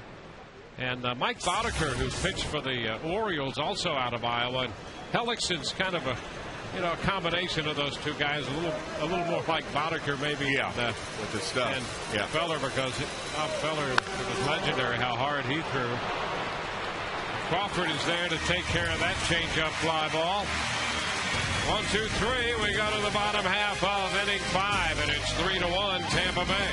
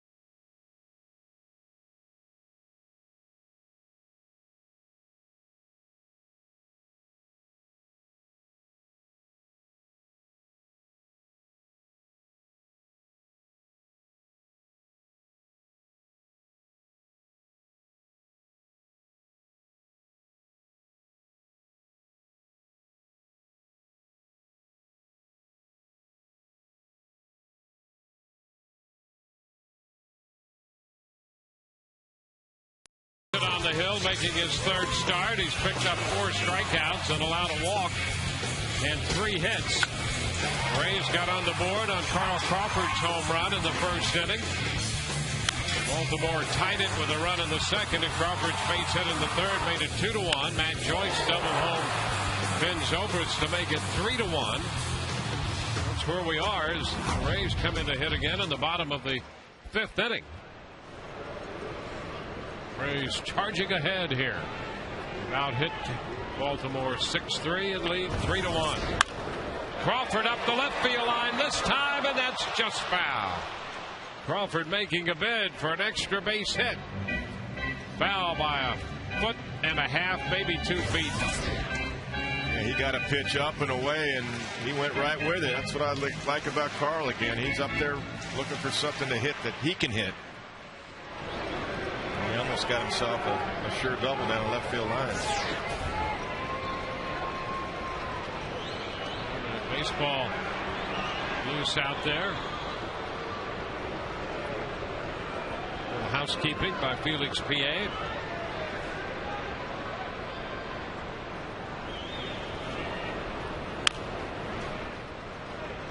Two strikes. If you look at the catcher Tatum, you saw 2 signs there. You saw 3 and a 2. 3 could be the location, meaning backdoor curveball. See 3, now he's going in. And that's too far in. 1 ball, 2 strikes. So the first sign he's given with nobody on is location. 3 would be away, 2 would be in. So this should be, he's coming in. Breaking ball. And it's sliced foul and out of play. That's interesting. I don't know the guys do that anymore.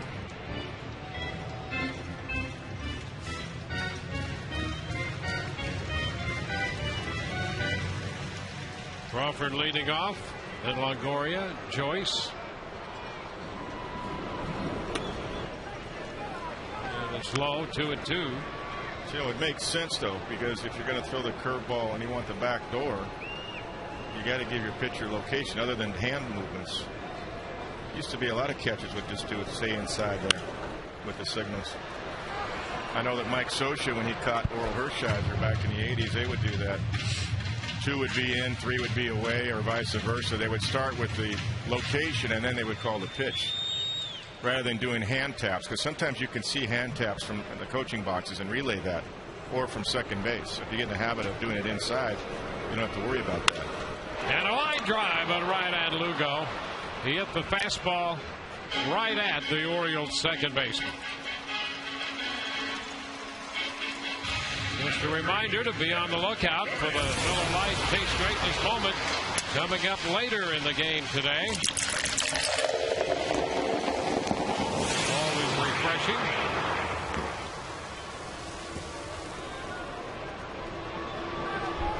Here's Evan Longoria. Outside, 1-0.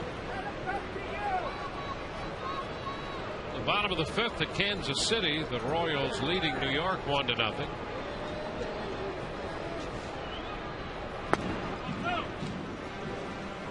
So a little low. 2 balls, no strikes.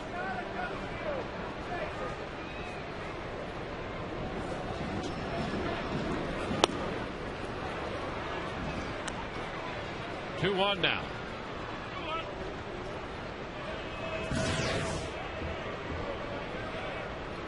Haven't had a base hit in the first. Austin and Texas scoreless in the bottom of the first. 2-2.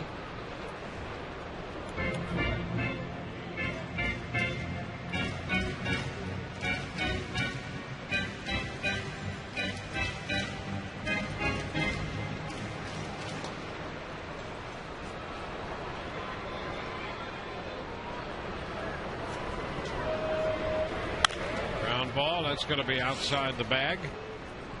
Holding the count at 2-2. 1 out, bases empty.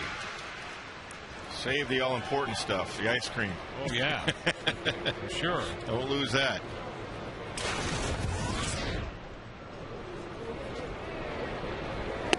And a cut and a miss. Longoria missed a breaking ball. 2 gone in the 5th inning, and that Kansas City New York game. Kansas City has Brian Bullington on the mound. He's given up 1 hit. It's in the 5th. Robinson Cano has a base hit. The Toyota trend, the Rays offense this year, you see the average 11th, 3rd in runs scored. And here's a pitch. Fouled up the right side. You know, that's got some distance on it for a broken bat. Matt Joyce pulled it foul. Yeah, he's strong. He is. There's no question about that. The nature of the trend that we just saw there, well, it certainly gives you the idea that the Rays can score a lot of runs one night and then struggle the next night. And these 2 stats right there, 5th and on base and 1st and stolen bases, are great. But it's about, and the runs. I mean, they're still scoring runs, but what hurts the Rays, obviously, are the strikeouts.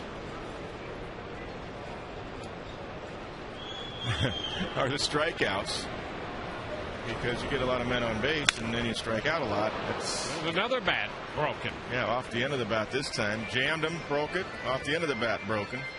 He's going to run out of bats at this rate. Now he's got big league wood now. You know, he hasn't been down in Durham in a while. Yeah, that's AAA wood right there. Exactly. Well, apparently coming off yesterday, Shopping still has better wood than Joyce. I guess. 2 home runs for Shopping, including the grand slam yesterday. And Joyce continues to break all these bats. Right off the end of the bat right there. Yeah. But then batting average is down. You know, that's interesting offense. The 100th pitch is fouled, and that bat remains intact. 2 strikes still to count to Joyce. Well, he's hit the middle, he's hit the end. He might as well just center one now and hit one out.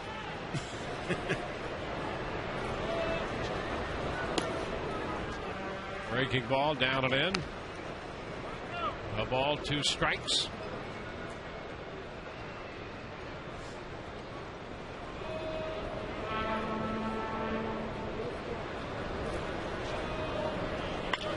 And a fly ball to right field. Markakis is there. The Rays are up and down 1, 2, 3. We are through 5, 3-1 Tampa Bay.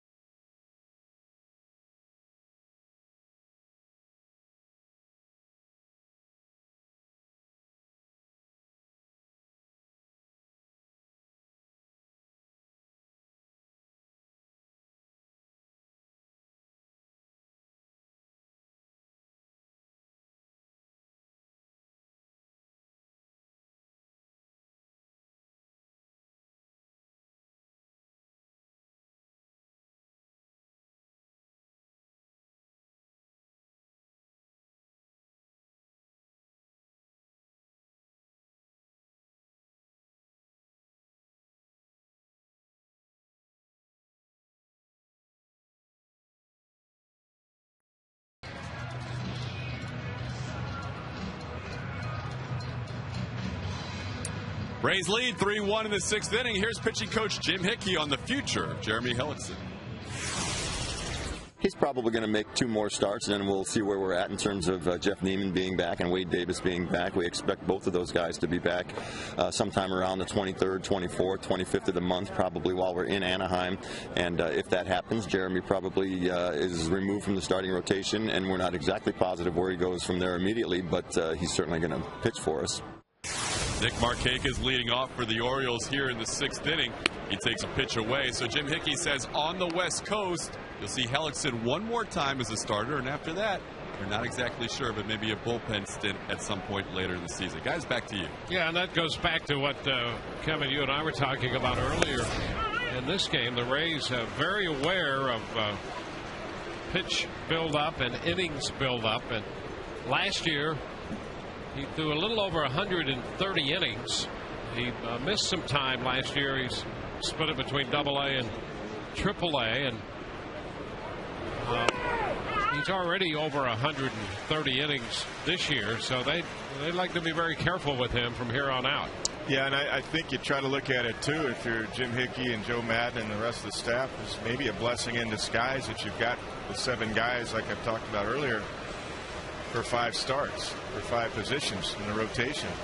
Sonnenstein and Hellickson filling in here for Wade Davis and Jeff Neiman. And also it helps Jeff Neiman and Wade Davis not only to get healthier, but you know, it's not bad to have a little break in August and get them ready for the stretch run too in September. This ball is off the outside corner by plenty. And a ground ball headed to the shortstop, grabbed by Bartlett. The throw to first, and Markakis is out of there. So 1 out in the 6th inning as he's up a little over 80 pitches, and Chad Qualls is throwing in the bullpen now. The Rays do have some depth and versatility in the bullpen, as well as the 7 starters they've used. They didn't use any starters other than the 5 through the entire first half, and in the same order, and rearranged the rotation a little bit. Finally then had to go to Hellickson and Sonnenstein. 3rd start for Hellickson, and Andy's made 2 starts. 1-0 the count to Ty Wigginton. 2 balls, no strikes.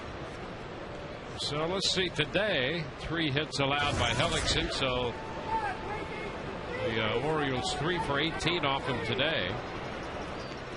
He came in through the first couple starts, had held the opposition to a 130 average, 6 out of 46. 2-1 the count now to Wigginton. Yeah, Wigginton's going to make him work here because he hadn't seen a strike yet until just now. His last at bat he walked. It's fouled outside of third. He's a smart veteran hitter because he was swinging early in the count, especially in the first inning, and then his last at bat he swung early, then he worked the walk, and this at bat he says, you know what, I'm not getting much over the heart of the plate. I'm going to make him throw me a strike first before I swing the bat. But Hellickson's back to 2-2 now after being down 2-0 in this sequence.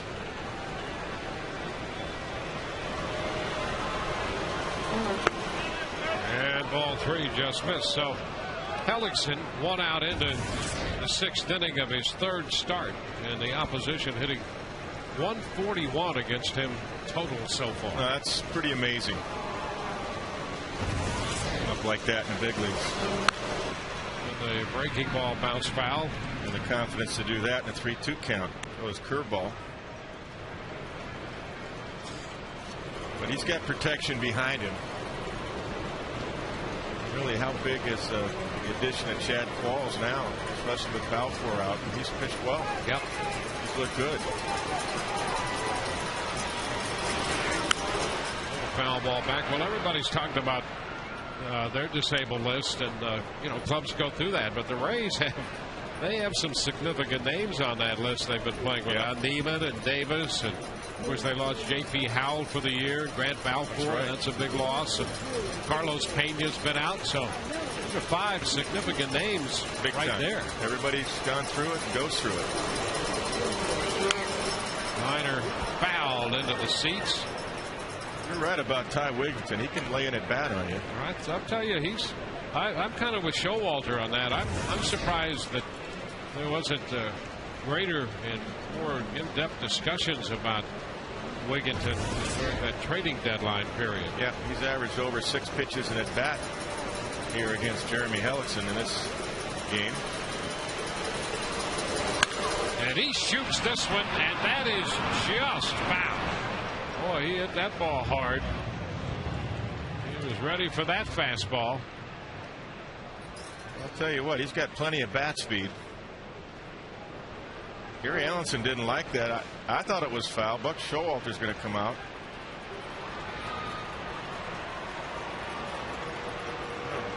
Ryan Knight made the call. He's the umpire down at third base.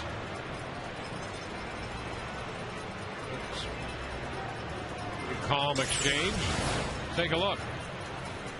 This is a bullet down the left field line. Looking right at it. It's a little closer look. Yep, that's a good call. It hit on the green turf right there and kicked up. That's a great call. Yeah, he got out of the way and made sure his head was right on the line. Save your head, but he kept the eyesight on it. He got it right. 3-2, and it's popped up right side of the infield. Zobrist over there from second. So an extended at bat. 2 gone. I think he just invented a pitch there. I think that had a little cut to the off speed. I'm serious. I think that was, again, by design. I think he's fully capable of doing that. Here's a reminder to stop by your local Hess Express, and while you're there, grab the 2010 Rays Pocket Schedule, because it includes a $5 off coupon for a pair of lower level tickets to see the Rays on Saturday nights. I mean, that's a great pitch.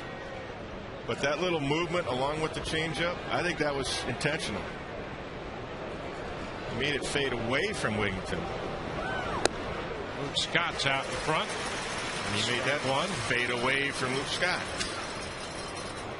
You're right. He's fun to watch. Puts a little on, takes a little off. I think the real key word today is exactly what you were talking about earlier. Feel. A great feel for pitching.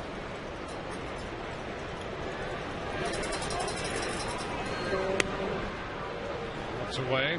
It's 1-1.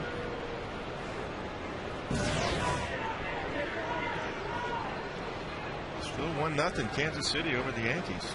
Wow. You would think that's like a Zach Greinke game or something. Yeah. Ron Bullington pitching. 1 ball, 2 strikes. See, that's what you got to do with Luke Scott, is neutralize him by throwing good off speed, get him to chase.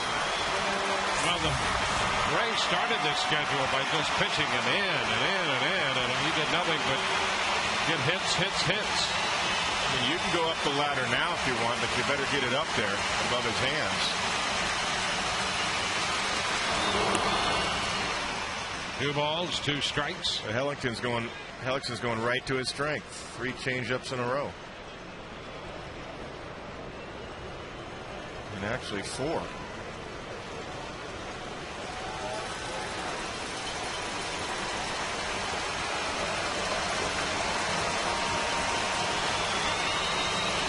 He got him. I'll tell you what, he stayed right with it. Change up got him. 1, 2, 3 go the Orioles. Braves are coming in ahead in the bottom of the 6th inning, and they lead 3-1.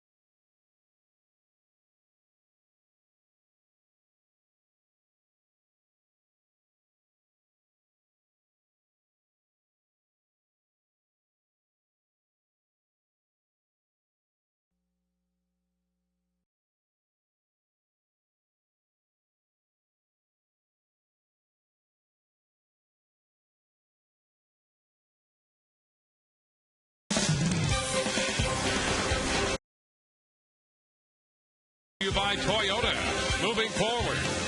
And by Geico, 15 minutes could save you 15% on car insurance. Visit us at geico.com or call 1-800-947-AUTO. Happy birthday there on number 6, a young Rays fan. Willie Ibar leads off the bottom of the 6th. Ibar today has walked and grounded out. 1 ball, no strikes. A roller foul up the right side. It's 1-1.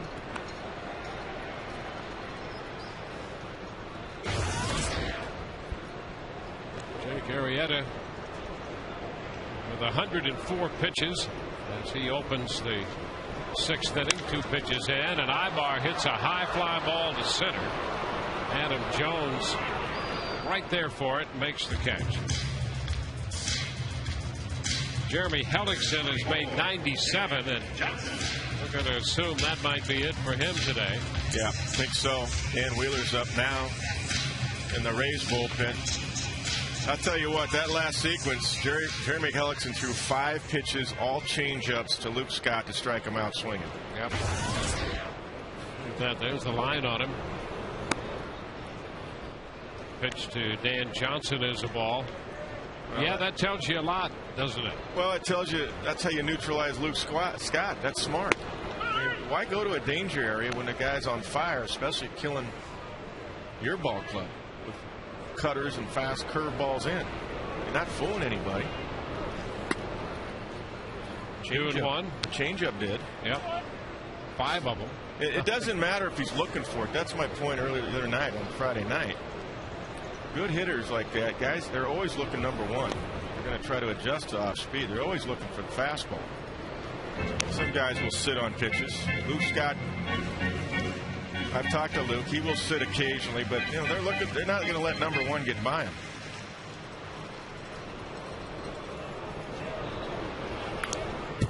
And a foul ball.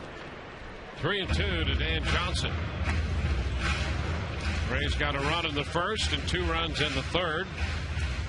Baltimore scored a run in the second inning.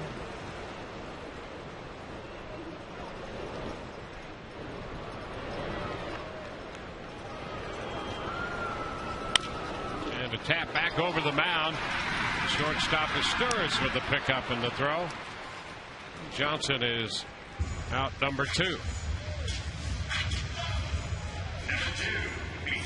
Don't forget, you can start your weekends at Friday Fest, presented by Captain Morgan. The next one comes up later in the month on the 27th, when the Rays take on the Red Sox, and the first 10,000 ladies receive a Matt Garza collectible T-shirt, presented by the St. Petersburg Times. Visit RaysBaseball.com to get your tickets for that fun.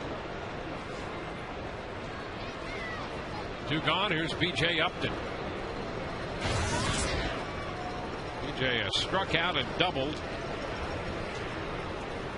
The pitch up and into him. Fastball. 1 ball, no strikes.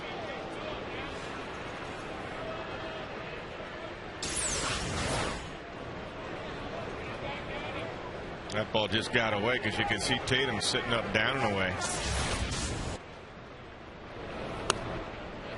The pitch down and away off the plate. 2-0.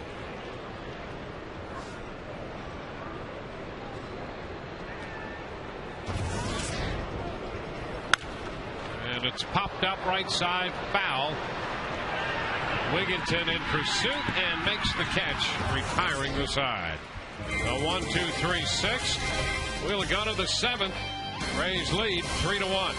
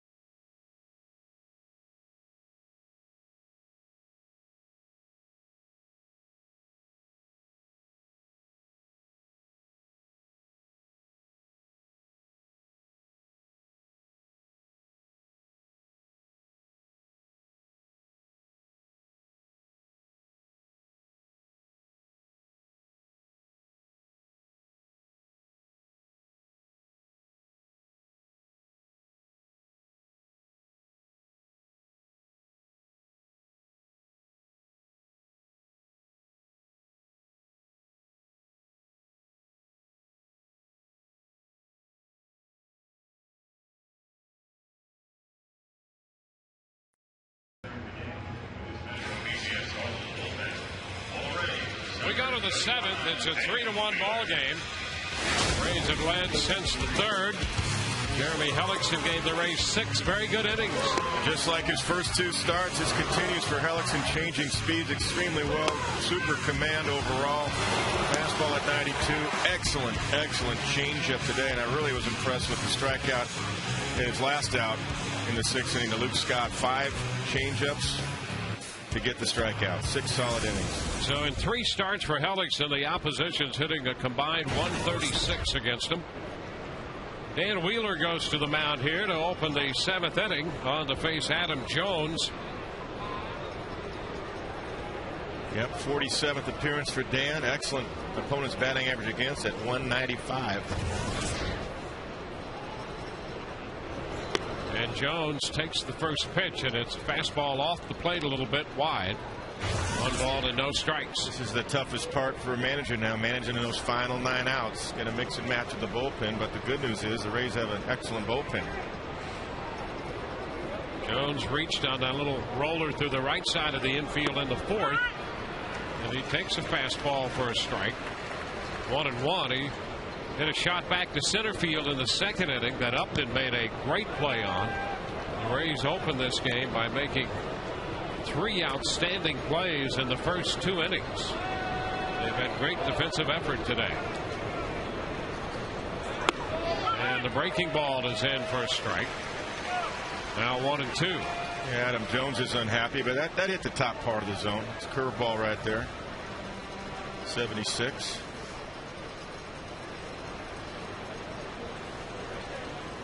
That's not unlike the curveball that he hit out yesterday. The curveball up by Sonnenstein. Got a ground ball off a breaking ball. Bartlett at short makes the throw to first. Jones is the first out in the 7th. That's a nice sequence because Dan threw the get it over curveball for strike 2, and then he threw a better one to get the out. Came right back with it. Too close to take, and Adam Jones rolls to the left side. Nice pitch. Now it's the left-handed hitting left fielder Felix Pierre. Pierre drove in the run with a fly ball to center in the 2nd inning, officially 0 for 1.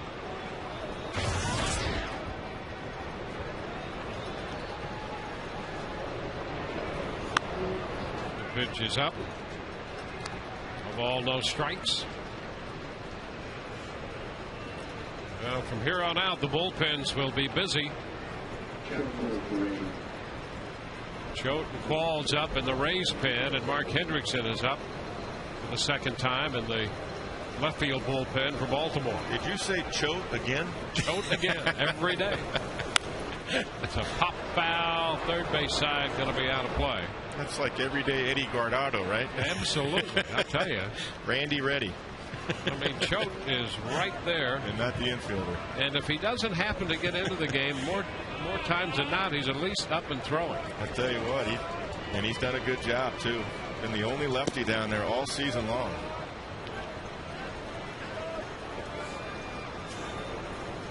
And there's Hendrickson, the lefty, in the bullpen for Baltimore. Pierre hits a high fly ball into right. Matt Joyce is there. 2 gone. Then you can bring the family out for Family Fun Day presented by the St. Petersburg Times. Next one will be Sunday the 29th. The Rays take on the Red Sox. And the first 10,000 youngsters 14 and under receive a Raymond pool tube presented by GTE Federal Credit Union. Visit RaysBaseball.com for tickets. More gear. More gear to take back. You got it. Yep. I love it. Jake Fox hits a high fly ball back into left, and that ball is going to get out of here. Or is it? It hits one of those rings up there, and that's going to be a home run. I think it hit the C ring and came back down. Crawford started to play it, and it did hit one of the rings, and that's going to make it a 3-2 game. So Fox has hit his 6th home run of the year. Yeah, that was way out. I mean, Carl was looking into the stands at first. Looked like a slider that's up, hanging.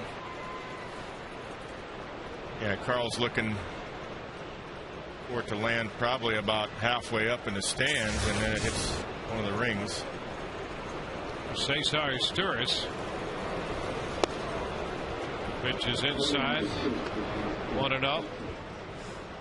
Yeah, that appeared to be a slider. And it was a slider right out over the plate.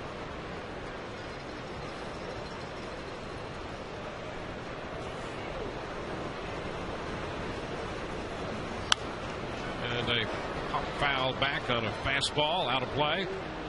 It's 1-1. Well, mistakes happen. Obviously, that's not where Dan wanted that pitch. And big league hitters, that's what they're supposed to do, hit mistakes. Yep. So it's a one-run game here in the top of the 7th inning. The idea is to limit the damage. And a fastball by Asturias, 1-2. Well, that's exactly right, and that's why I say mixing and matching here the final 9 outs. It's the toughest part of managing, because that's why you saw Randy Choate up there along with Chad Qualls. And a breaking ball is down. Hit the C ring, which would be the 3rd ring out from the center.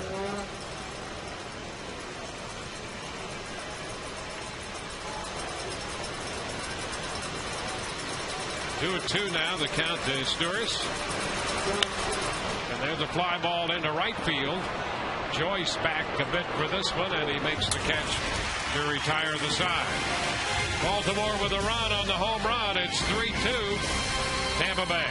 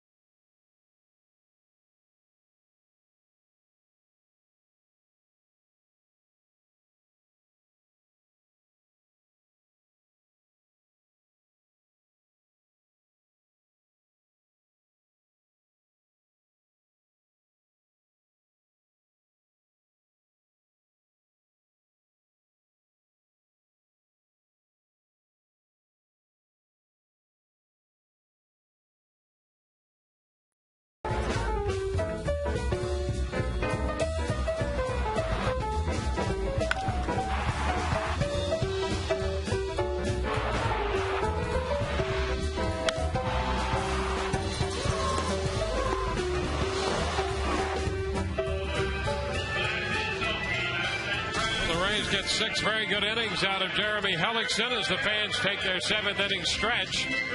The Rays lead 3-2. Headed into the bottom half of the 7th inning.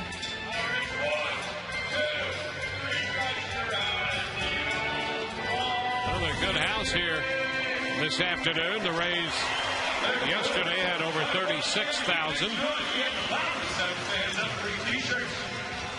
Arrieta worked 6 innings, gave the Rays the 3 runs and 6 hits. He made a career high 114 pitches before giving way to the Orioles bullpen. Don't forget, the Rays tomorrow open the series against the Texas Rangers. We'll be with you at 6:30 on Sun Sports in high definition. And a great pitching matchup. David Price and Cliff Lee to open that series.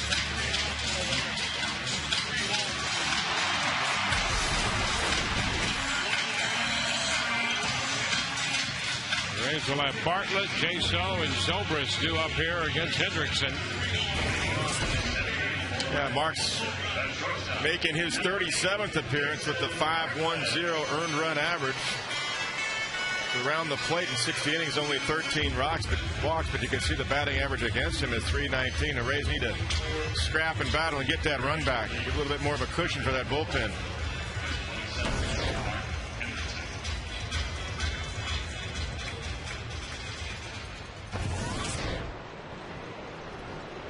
There's Jason Bartlett. And against the lefty, and the pitch is down and in. No ball, no strikes.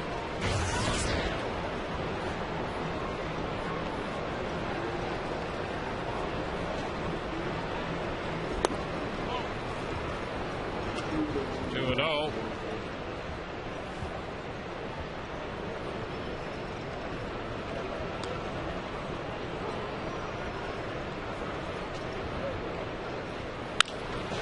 Bartlett lifts it into right. Markakis toward the line and makes the catch.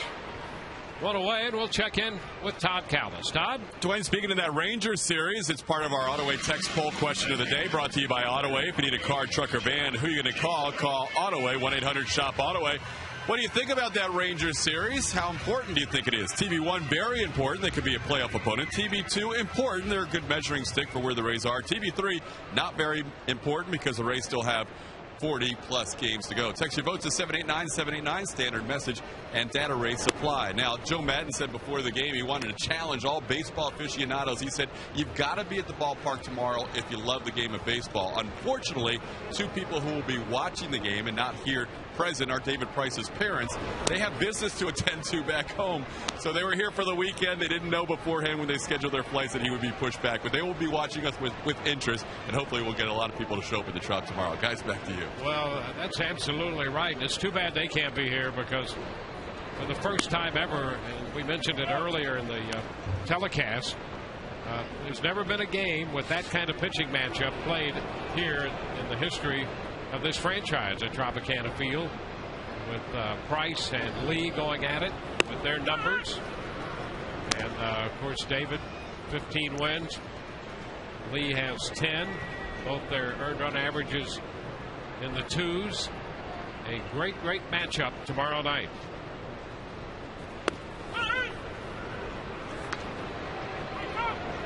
Yeah, you're not going to get much better than that. Lee, who doesn't walk anybody, and David Price, one of the most dominant pitchers right now in Major League Baseball with his power. Jaso draws the walk. Now Lee has a chance to finish the year with more wins than walks. Yeah, that's amazing. It's incredible. I watched his last start, and finally he ran out of gas in Texas. It was a hot night. I think it was 92 degrees at like 10 o'clock or 9:30 at night, which is common there, and you could see him. He just ran out of gas. He blew a 6-run lead that they had against the New York Yankees. And you thought that would be in the bag. This is Ben Zobrist hitting right-handed for the first time today. And he bunts. It's going to be a tough play if it stays fair, but it goes foul. Zobrist just about had himself a bunt single. If that stays fair, he has a base hit. And I'll tell you one other thing. Chaso was rounding second base, and I think he might have been at third. I'll tell you, he's turned out to be such a good base runner. Well, I mean, the third baseman, you see Jake Fox has to field his position, but he was thinking about it. I was watching Chaso. He was rounding second base. Now, his tourist might have beat him to it, but don't take anything for granted if you're with John Jaso on the bases.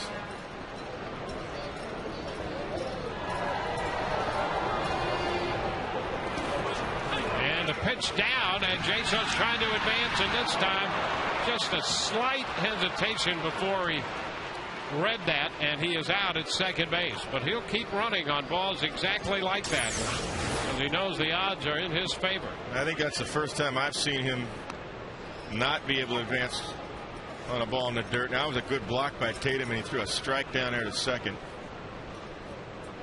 And they got him easily, but you can't fault the effort. I mean, that's how he plays. See, he had just started to move back a little bit and shorten that lead a little bit. Very seldom do you catch him like that. 2-1 now to Zobrist. But that's the type of ball for a catcher you have to have. If you can block it and put it right there where you can pick it up with your bare hand immediately, you got a chance.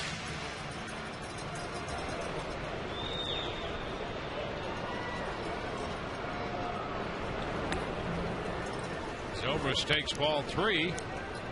3-1.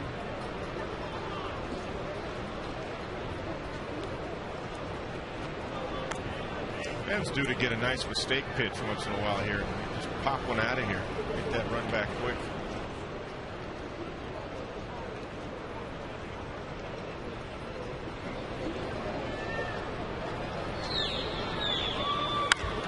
And he hits it down the right side. That's a foul ball. Slicing out of play.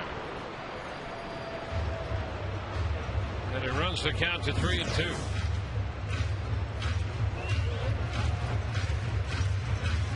He almost sliced that thing inside the foul pole. Yep.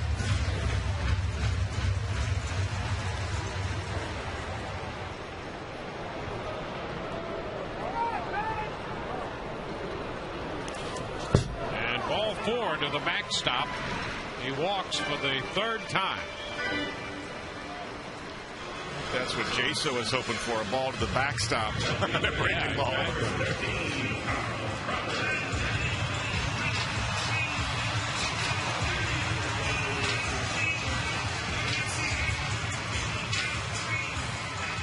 Carl Crawford due up. Granite's pitching coach on his way to the mound.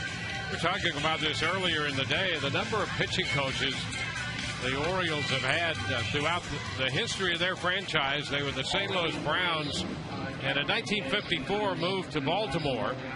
And over the next 24 years, they had just 2 pitching coaches. Harry the Cat McKean was over there for 14 years, and then George Bamberger for 10. And then starting in 96, they had a stretch of 9 different pitching coaches. If you include Ray Miller, who was in there twice, they had Pat Dobson, Miller, Mike Flanagan, Bruce Keeson, Sammy Ellis, Mark Riley, Miller again, Leo Mazzoni, and then Rick Kranitz. That's a lot of pitching coaches over that span. Different philosophies from all those guys. They just haven't had any continuity, and I think it's a direct result of what's gone on the field. Can't keep changing every other year, every half year. My goodness, they've had 3 managers this year. Carl Crawford takes a pitch down. 1 ball, no strikes. And you know, in the days when I signed with the Orioles, 1976, of course, Earl Weaver was there for a long time. So was George Bamberger, and it was the Oriole way. We talked about that Friday night. It was all continuity from the top to the bottom. And when I say that, everything you taught, everything you did, came from the big leagues. And Ray Miller was our pitching coordinator, and he was in the big leagues talking to George Bamberger a lot. And when he'd come to Rochester or anywhere in the minor leagues, everything came from the top, came from Earl Weaver on down. Strike to Carl, 1-2.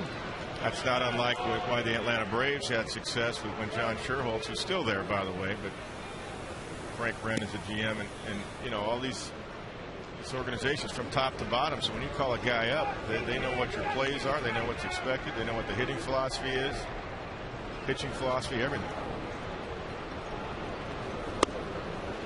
Crawford takes ball 2, 2-2. Armando Gambino in the bullpen for Baltimore, and Joaquin Benoit throwing in the bullpen for the Rays now. There's Benoit.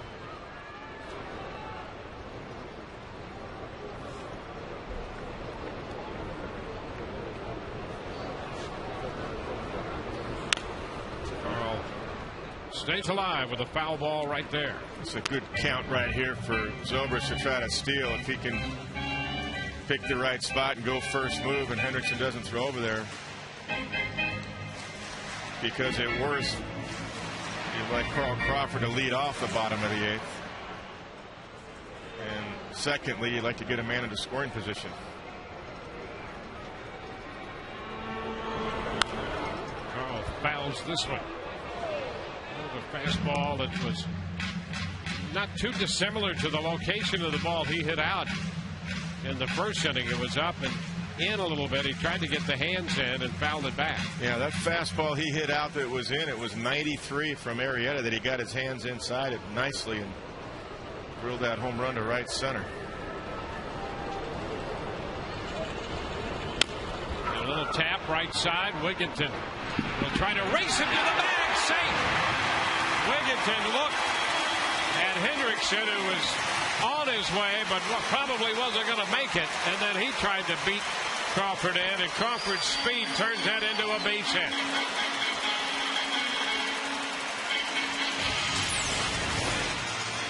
I take a look and see if Hendrickson, does he break right away? Well, he breaks, but Carl just outruns everybody. Those long strides of Hendrickson, he just couldn't get there. It's not that he didn't break, he just couldn't get there. Carl beats him easily, as you can see on that Fox Mo. So a couple of men on for the Rays, and the Orioles want a new pitcher.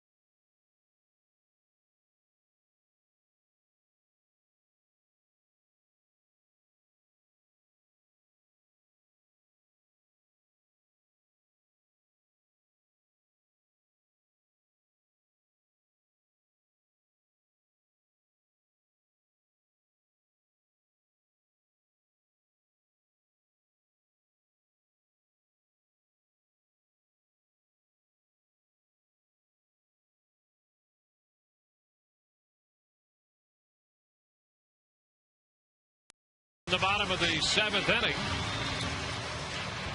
Gabino, the new pitcher, and Evan Longoria steps in. Zobrist at second and Crawford at first.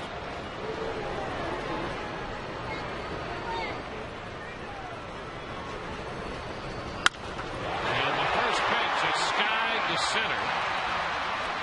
Right there for it is Jones, who makes the catch, and the Rays do not score. Through 7, 3-2 Tampa Bay.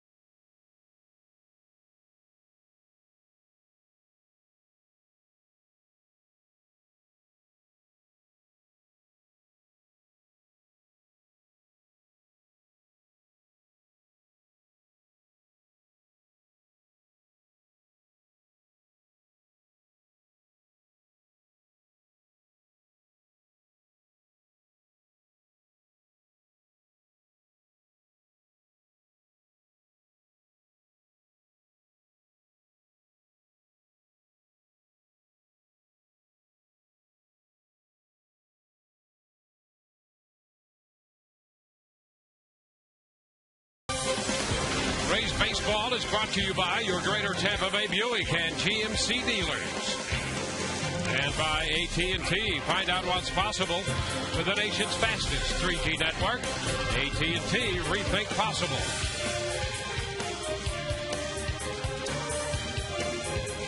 Back in beautiful Tampa Bay. Tropicana Field in St. Petersburg. We head into the 8th inning, and Joaquin Benoit is on. Brian Roberts will pinch hit for Greg Tatum. Pitch is high.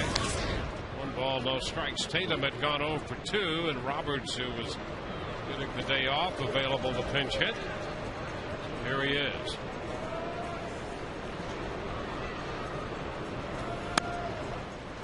It's high. Benoit pitched the 8th inning yesterday when he faced Wigginton, Scott, and Jones.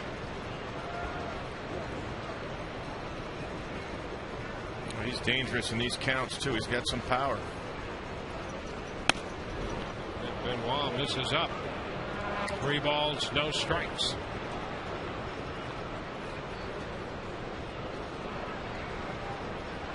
Benoit yesterday making his first appearance in this series. Prior to that, he had worked Tuesday an inning in Detroit.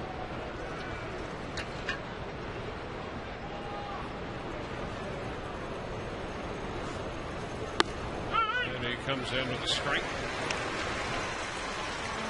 He doesn't walk many. He's had a great strikeout to walk ratio this year. He had to come with a fat pitch right there. 3-0. And Roberts missed the fastball, mid-90s. So it's full now, 3-2. Well, he swung at ball 4, but you could tell what Brian Roberts was thinking. He saw something coming in he could turn on, and he got underneath it. Big swing to try to hit one out. There's now if you could throw that great changeup behind the count right here, and you get a nice out, get him out in front. He comes back to strike him out. Hard stuff away that time. And how about the movement, too, and location? What a comeback by Joaquin Benoit. Take a look at Foxmo. Outside corner. Little bit of a tailing action right. Look at that thing. Just fade off the outside corner. Looks too good to hit. Got to swing at it for Brian Roberts, and the tailing action made the difference. Here's Julio Lugo. That's a strike on the outside corner. And Gibson has opened it up a little bit here. He had Roberts swinging at a couple of those pitches off the plate, and that one, a first pitch strike away from Lugo.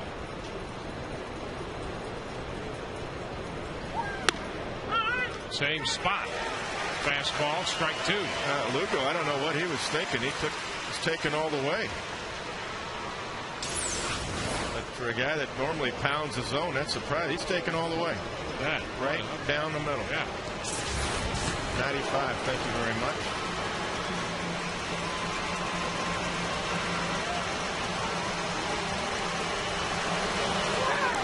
Into the dirt. Tough to ball, 2 strikes. Tough to guess ball before a guy releases it, isn't it? Yeah, I'll tell you, especially with him. Yeah. I mean, if I can understand the ball's out there, you better be ready to hit. Yeah, exactly.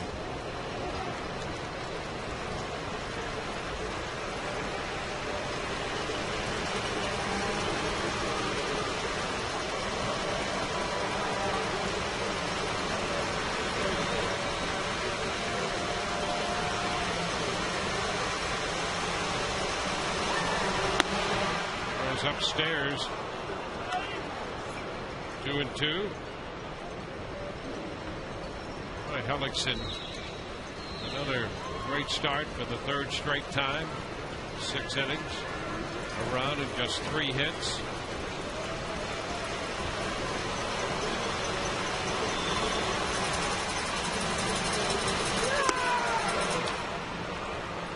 Lugo refusing to swing the bat, took the slider.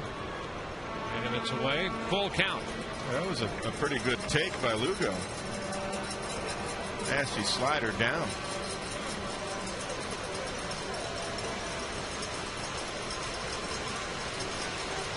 He might just go right with his power here, too, like he did against Brian Roberts.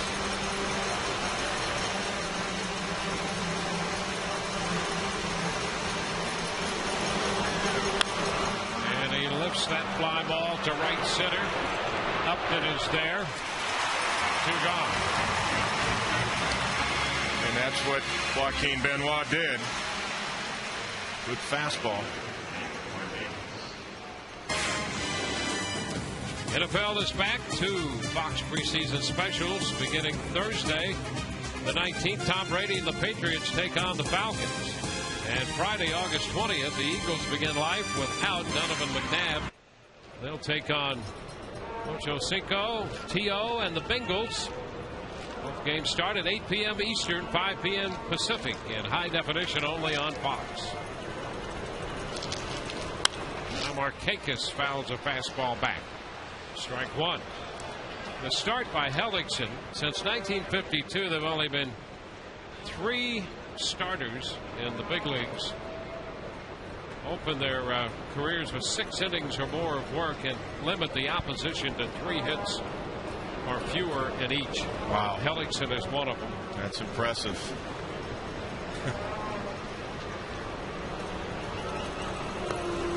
It's down 1-1.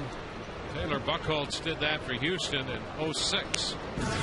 And remember Mike Hartley with the Dodgers. Yeah, Mike pitched in for 90. me. Yeah, he pitched for me in the minor leagues, AAA, and then we brought him into Boston. That split finger fastball guy. Mike Hartley, really? I did not know that. He had a nasty split. There's a nasty 2-1. It's a nasty changeup right there that Markakis laid off of. Mike Hartley was basically a 2-pitch pitcher through about 90. He threw like Benoit about 93 to 94. What a great split. Upstairs. It's 3-1. He's had 3 ball counts on all 3 hitters here in the inning. 3-2 to Roberts, struck him out. 3-2 to Lugo, got him on a fly ball. You want no cookies here. You got to make a pitch right here. Does have some power. And a shot to center field. Upton going back. That's going to be over his head. With 1 hop to the fence, and it kicks away from him. Markakis big strides around second on his way to third, and he's in there with a triple. Markakis collecting his 2nd triple of the year. That one on a 3-1 pitch. Over Upton's head and center. Well, there's the power we're talking about. He got a cookie. 3-1. He got one right in his wheelhouse, and he put a good swing on that one. Good level swing right there, and he's reading the ball out of the box. He's kind of drifting right there, but he's going to turn it on here. He's reading it all the way. No help needed. Plays in front of him. Now here's Ty Wigginton. Wigginton 0 for 2. He walked in the 4th. And a check swing foul ball. Kansas City got 8 scoreless innings from Brian Bullington. That's incredible. And so they go to the 9th, leading New York 1-0. Soria coming on for Kansas City now. Bullington, what a pretty incredible job. Put up 8 zeros.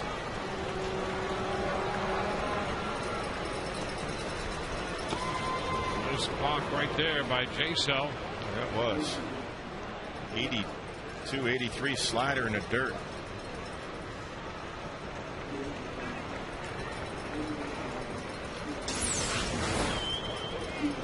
Here's a slider. Tough ball to block. He was able to pick it as well. Drifting to his right. Right knee down first. That's good. Now the 1-1 upstairs. 2 balls and a strike. Benoit, being his own coach right there, saying just stay back, slow things down a little bit. He's talking to himself. Those hand motions meant.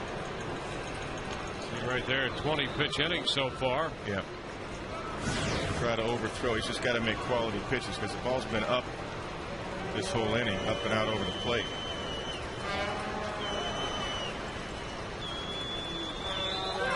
Swing and a miss. The high fastball. High heat right there, and He got Wigginton to chase it. 2-2. You can see that's not by design. See, he's setting up down and away, Jay, so he got away with the ball up and in. But that's not where Benoit wanted it. So even though he got a strike, you can see he's a little upset at himself. He wants to make a quality pitch here. And if he's going to miss with that pitch, miss way up. You bet. Wigginton couldn't get there. 2-2 now.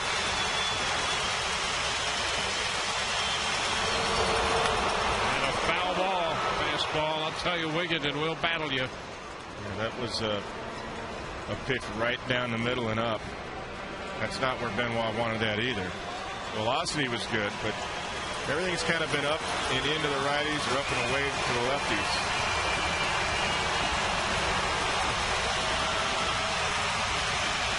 Nothing wrong with the velocity, though. Plenty on it.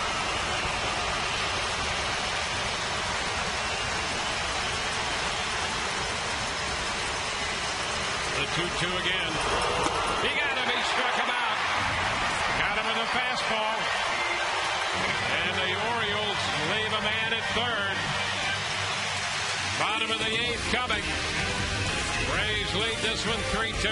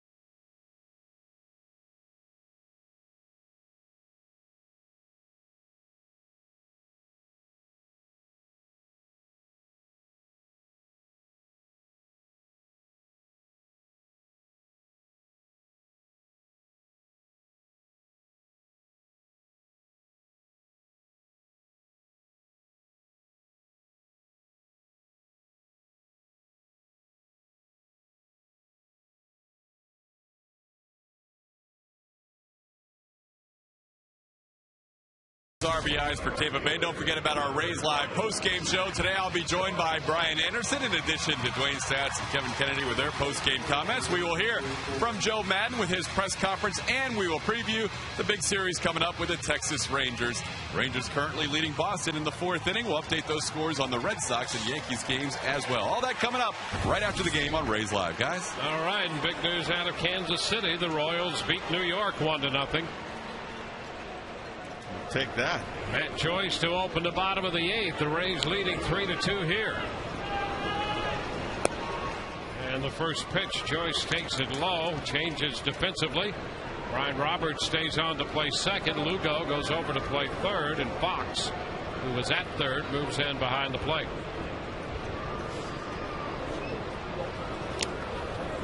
Two and 0. Armando Gabino, the third pitcher. He got the final out in the 7th on Longoria's fly ball to center when the Rays left a couple. And Evan looked like he was sitting on a slider first pitch as he just did get underneath it. He had a good swing at it when that fly out. Joyce under this one, a fastball and a high pop-up coming down for Roberts. 1 out. I thought that might be ring-worthy. Really? Well, we've seen enough of that. Yeah, say so. You never know. Baseball. Yeah. Kansas City shutting out the Yankees. Wellington went 8, right, Wayne? He went 8. 8 innings. Soria finished it off. Wow. A strike to Ibar. You got to take care of business here. get another run, more cushion in the ninth. Yeah, the Orioles will have the top or the middle part of the order coming up in the top of the ninth. 1-1. That means Luke Scott, Adam Jones, and then Felix Piet. It's been a little bit of that feast or famine we were talking about in the open today. The first 3 innings looked like the Rays were going to get about 7 or 8 runs. They were held to 3, and since then, nothing. Yeah, they had a chance to open the game a little bit in the third inning when Joyce doubled, and that sent Crawford to third, so they had a 3-1 lead with men at second and third. Ibar walked alone him, and Johnson grounded out. They missed an opportunity to add on there. There's a shot toward right center field. Extra bases coming for Ibar. All the way back to the wall, picked up by Adam Jones, and Ibar makes it into second, standing up. Yeah, you probably maybe see a pitch runner here. Well, that wouldn't be surprising. See what the Rays do here. Fastball right there in his wheelhouse. Good swing at this one. Great extension and great center field shot for Foxmo. No pinch runner right now. Maybe if he gets to third, but for a wild pitch or something. But I thought maybe pinch runner. Gabe Kappa try to get one more run here. A base hit. Ibar widening that lead off second base. Well, he got a big lead as far as they would let him. And Stewart, hey, here, now we're going to get a pinch runner. All right, it's going to be Sean Rodriguez. That makes sense. Yeah, I was kind of looking for that myself. Well, it does 2 things. Sean will help pinch the infield a little bit more, make him have to be aware of a possible steal of third. Not that he's going to do that, which would shorten up the range in the infield, and he's got a much better chance of scoring on a single. And you like to get one more run to get a 2-run cushion for the top of the ninth for Soriano. And Dan Johnson's due for a base hit too.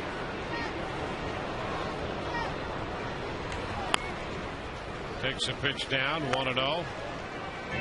And 0 for 3 in this game.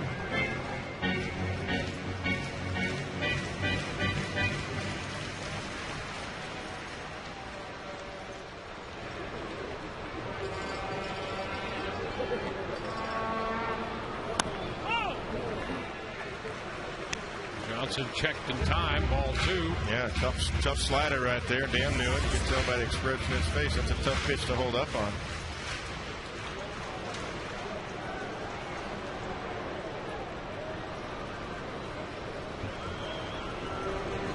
Two balls, no strikes.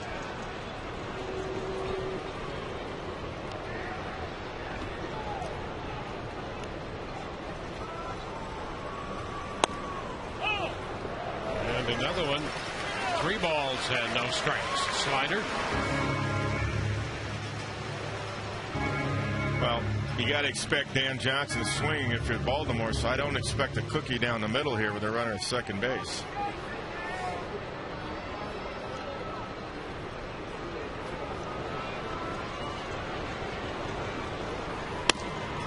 And ball 4, Johnson walks.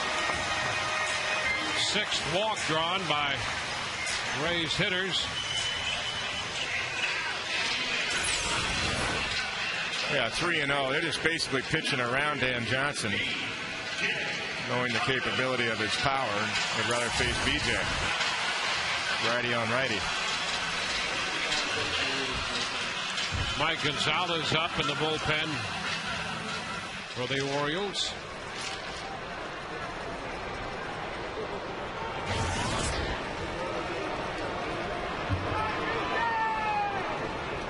BJ Upton.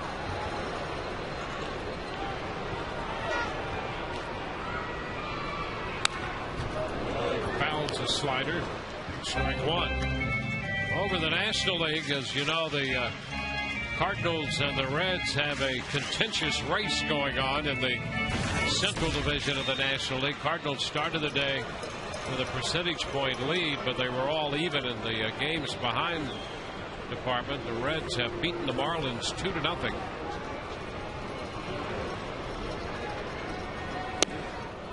0-2 the count to Upton, and the original starting second baseman for at the time the Devil Rays. Miguel Cairo hit a home run, accounting for both runs. Wow. Well, they came back and had a great series against the Marlins, the Reds, after getting swept themselves by the Cardinals. Upton fouls it again. Yeah, good swing. A couple good swings. Still down 0-2 though. Rays with a 1-run lead. 2 men on in the 8th with 1 out. Rodriguez the runner at second. Johnson at first. The infield playing double play depth to get a pinch on Rodriguez at second base.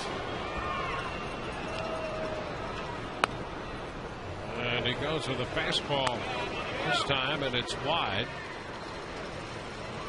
How about Minnesota and Oakland? They're through 7 innings in Minnesota with the Twins leading 4-0, and Kevin Slowey has allowed no hits through 7. Wow. Well, we saw him pitch great here last homestand. And then he missed a start. Yeah. DJ lays off a slider. 2-2.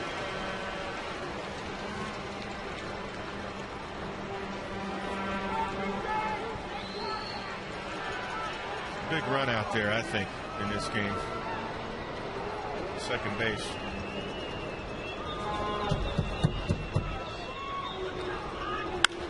And slider, pop, shallow center.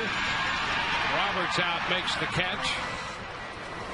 So Gabino stayed with that slider predominantly in that at bat with Upton and got him on the pop-up. And this is a hanger too. It's a hanging slider. BJ gets underneath it. He knows it. He knows he got a pitch to hit. That pitch said hit me all over it.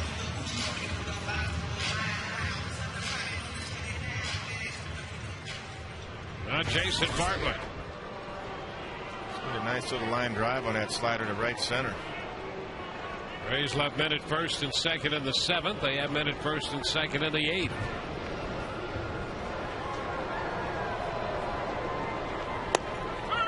And a first pitch strike, another slider.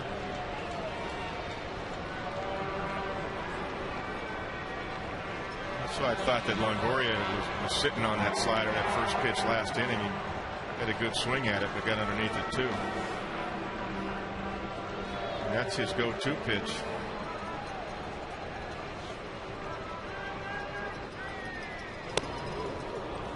Inside. That's just to set up the next pitch, which should be a slider. Fastballing off the inside corner.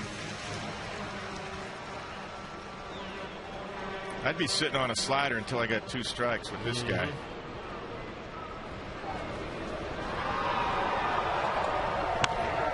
And it's fouled back. Another slider. Another hanging slider too. Got away with another one.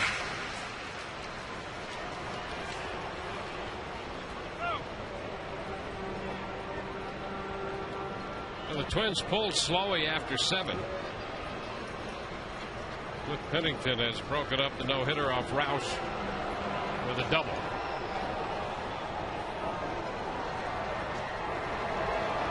Slider. And a ground ball to first. Wigginton to the pitcher Gabino in time. The Rays lead 2. We go to the 9th. 3-2 Tampa Bay.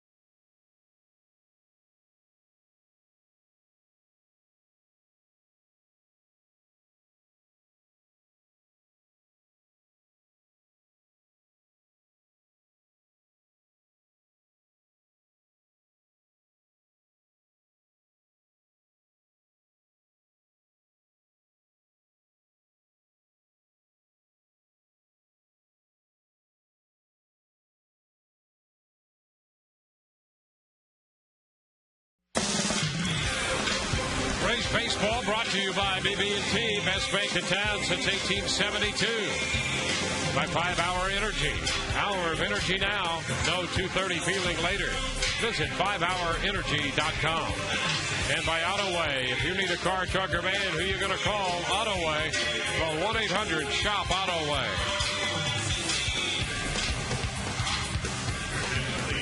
Rays lead 3-2. Crowd of just under 30,000 here this afternoon for the wrap-up game of the series against Baltimore. Defensively, Ben Zobrist moves from second base to first base here in the ninth. Sean Rodriguez stays on after pinch running.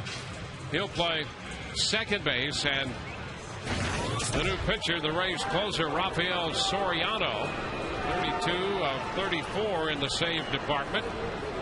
2-1 on the year. And a tough matchup. So Soriano's going to go into the lineup now with Rodriguez, who pinch ran for the DH, now at second. And be careful with Luke Scott. Yep, here's the tough matchup we're talking about. Luke Scott. Soriano trying to stay away from Luke. Soria got a save today. He's tied with Soriano. And there's a strike. 1-1. Good velocity today, too. 94 with that one. That was a good pitch.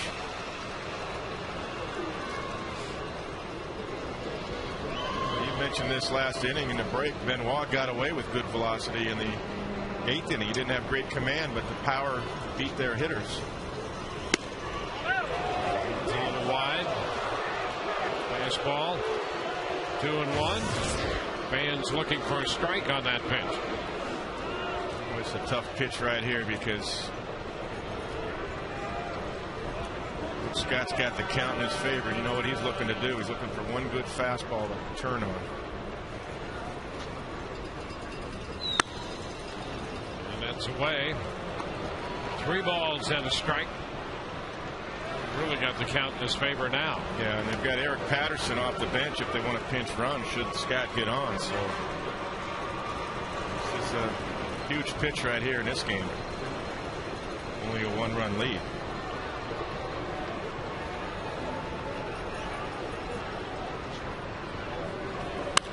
Scott fouls the fastball. 3-2. It's a good pitch. I mean, it's a good 3-1 pitch by Soriano. He's just got to double it up and be able to do it again.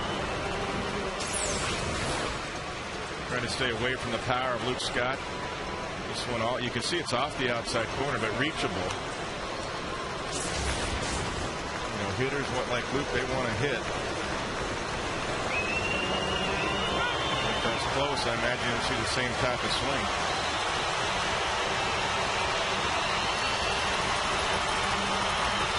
Here's the 3-2. And a foul.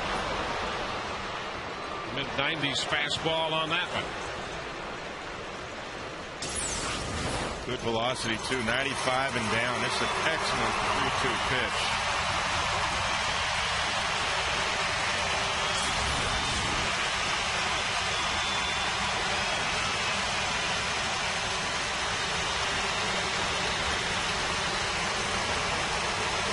Again.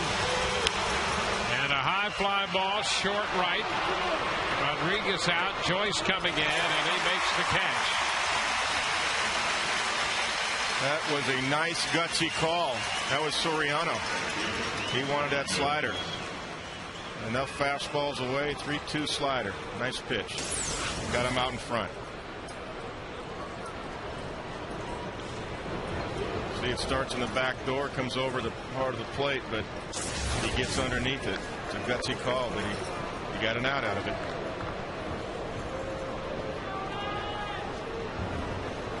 Good thing he started on the back door. Moves a lot, doesn't it? That slider of his. Adam Jones.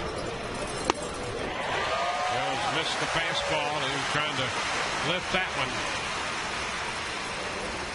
He's got pretty good life today on his fastball. A little different than we've seen in some of his recent outings. At 93, 94, he's even hit 95 today.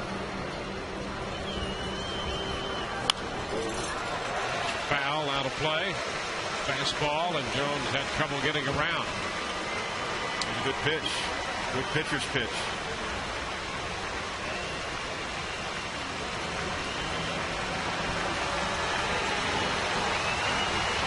One out in the ninth. 2 strikes to count to the Baltimore center fielder.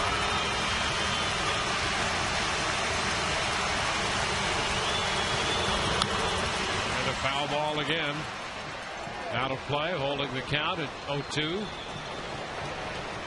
It's not where Jaso wanted that ball, or Soriano. That was a pitch right down the middle. Jaso is calling for that fastball up out of the zone to try to get a chase. Take a look at the pitch. He is right in his wheelhouse. Right there, number 3.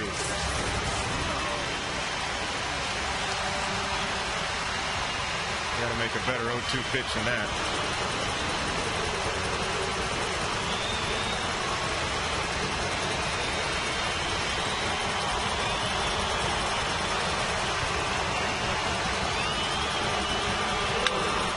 And a fly ball into right field. Fastball away, and Joyce takes care of that one. 2 away here in the ninth. Well, that's what they wanted on the last pitch. Better execution there by Soriano. He got it up. A little bit tougher to get to. And Jones popped it up.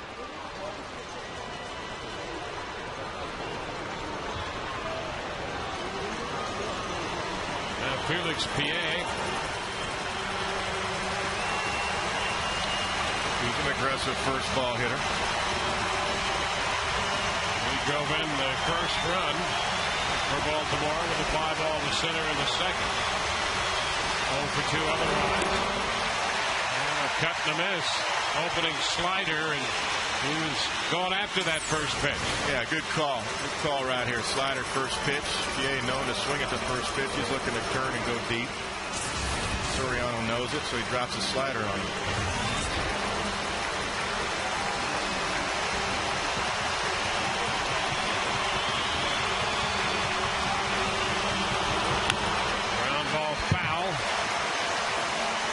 Sliders, swing and a miss and a foul. 0-2.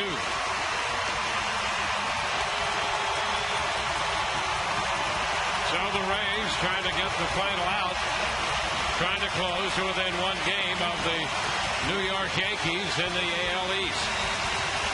Kansas City beat New York 1-0. Rays lead this game 3-2. The 0-2 way wide. A ball, 2 strikes.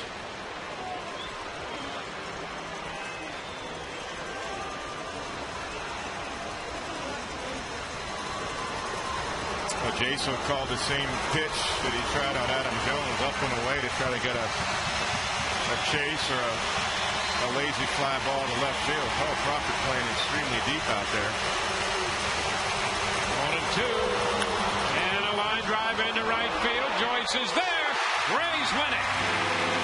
PA lines to right to end the game, and the Rays are winners 3-2. They pick up their 71st win of the year. It's a victory for Hellickson. He is now 3-0. Arrieta, the loser, 4-4. Soriano picks up his 33rd save of the year. And right now, the Rays 1 full game back of New York. The Yankees 72-45. The Rays stand at 71-46. The only 2 teams in the major leagues with as many as 70 wins. And a very good day for Carl Crawford today. We take a look at today's Taste Greatness moment. Crawford opened the scoring in the first inning when he pulled his hands in and hit a high fastball into the seats in right center field. He singled in a run in the 3rd. Had a chopping base hit in the 7th inning. He went 3 for 4, and the Rays win this one 3-2 to win the series. Right now, Todd Callis is standing by with Carl Crawford on the field. Dwayne, thank you very much. CC with 3 hits today. I know you've been battling it lately. Anything that you've tried to do the last couple of days to get back on track? Oh, man, sure, been working on a few things, with my getting ready and what my hands at. So, we just been trying to tweak a few things, and today, it kind of worked. To get that home run right out of the gate, does that make you feel a little looser at the plate? It definitely makes you feel good. You feel good. You can't go wrong after that. So definitely loosens you up and lets you relax a little bit. What about the importance of yesterday's game? You were down early. You guys had some situations where you could have brought some runs home, and then you came back and won that. Did that have a little carryover effect today? Yeah, whenever we win games like that, it gets the confidence up and, it gets everybody going. So, just to get the win, period, gets us going. So, whenever we get a win, we try to carry it into the next day. 7 weeks from today is the end of the regular season. The Yankees lost today. You guys are now 1 game back. Think it's going to be a fun ride for Rays fans here down the stretch? Yeah, it should be. I think we got like 8 weeks left or something. 7 weeks after. Yes, so it's going to be a real race down the stretch, and it should be exciting for everyone. Now Texas comes into town. Cliff Lee against David Price. I got to think you're fired up about that. Yeah, that should be a great one. I'm looking forward to that. Everybody's going to be pumped up for that game, and hopefully we win. All right, CC, thanks. All right, man. Cool. Even Carl Crawford, guys, looking forward to that game tomorrow against the Rangers. Back to you. Yeah, one of the great pitching matchups of the year tomorrow. We'll have more about that later. The Rays are winners 3-2 today, and we'll be right back in a moment.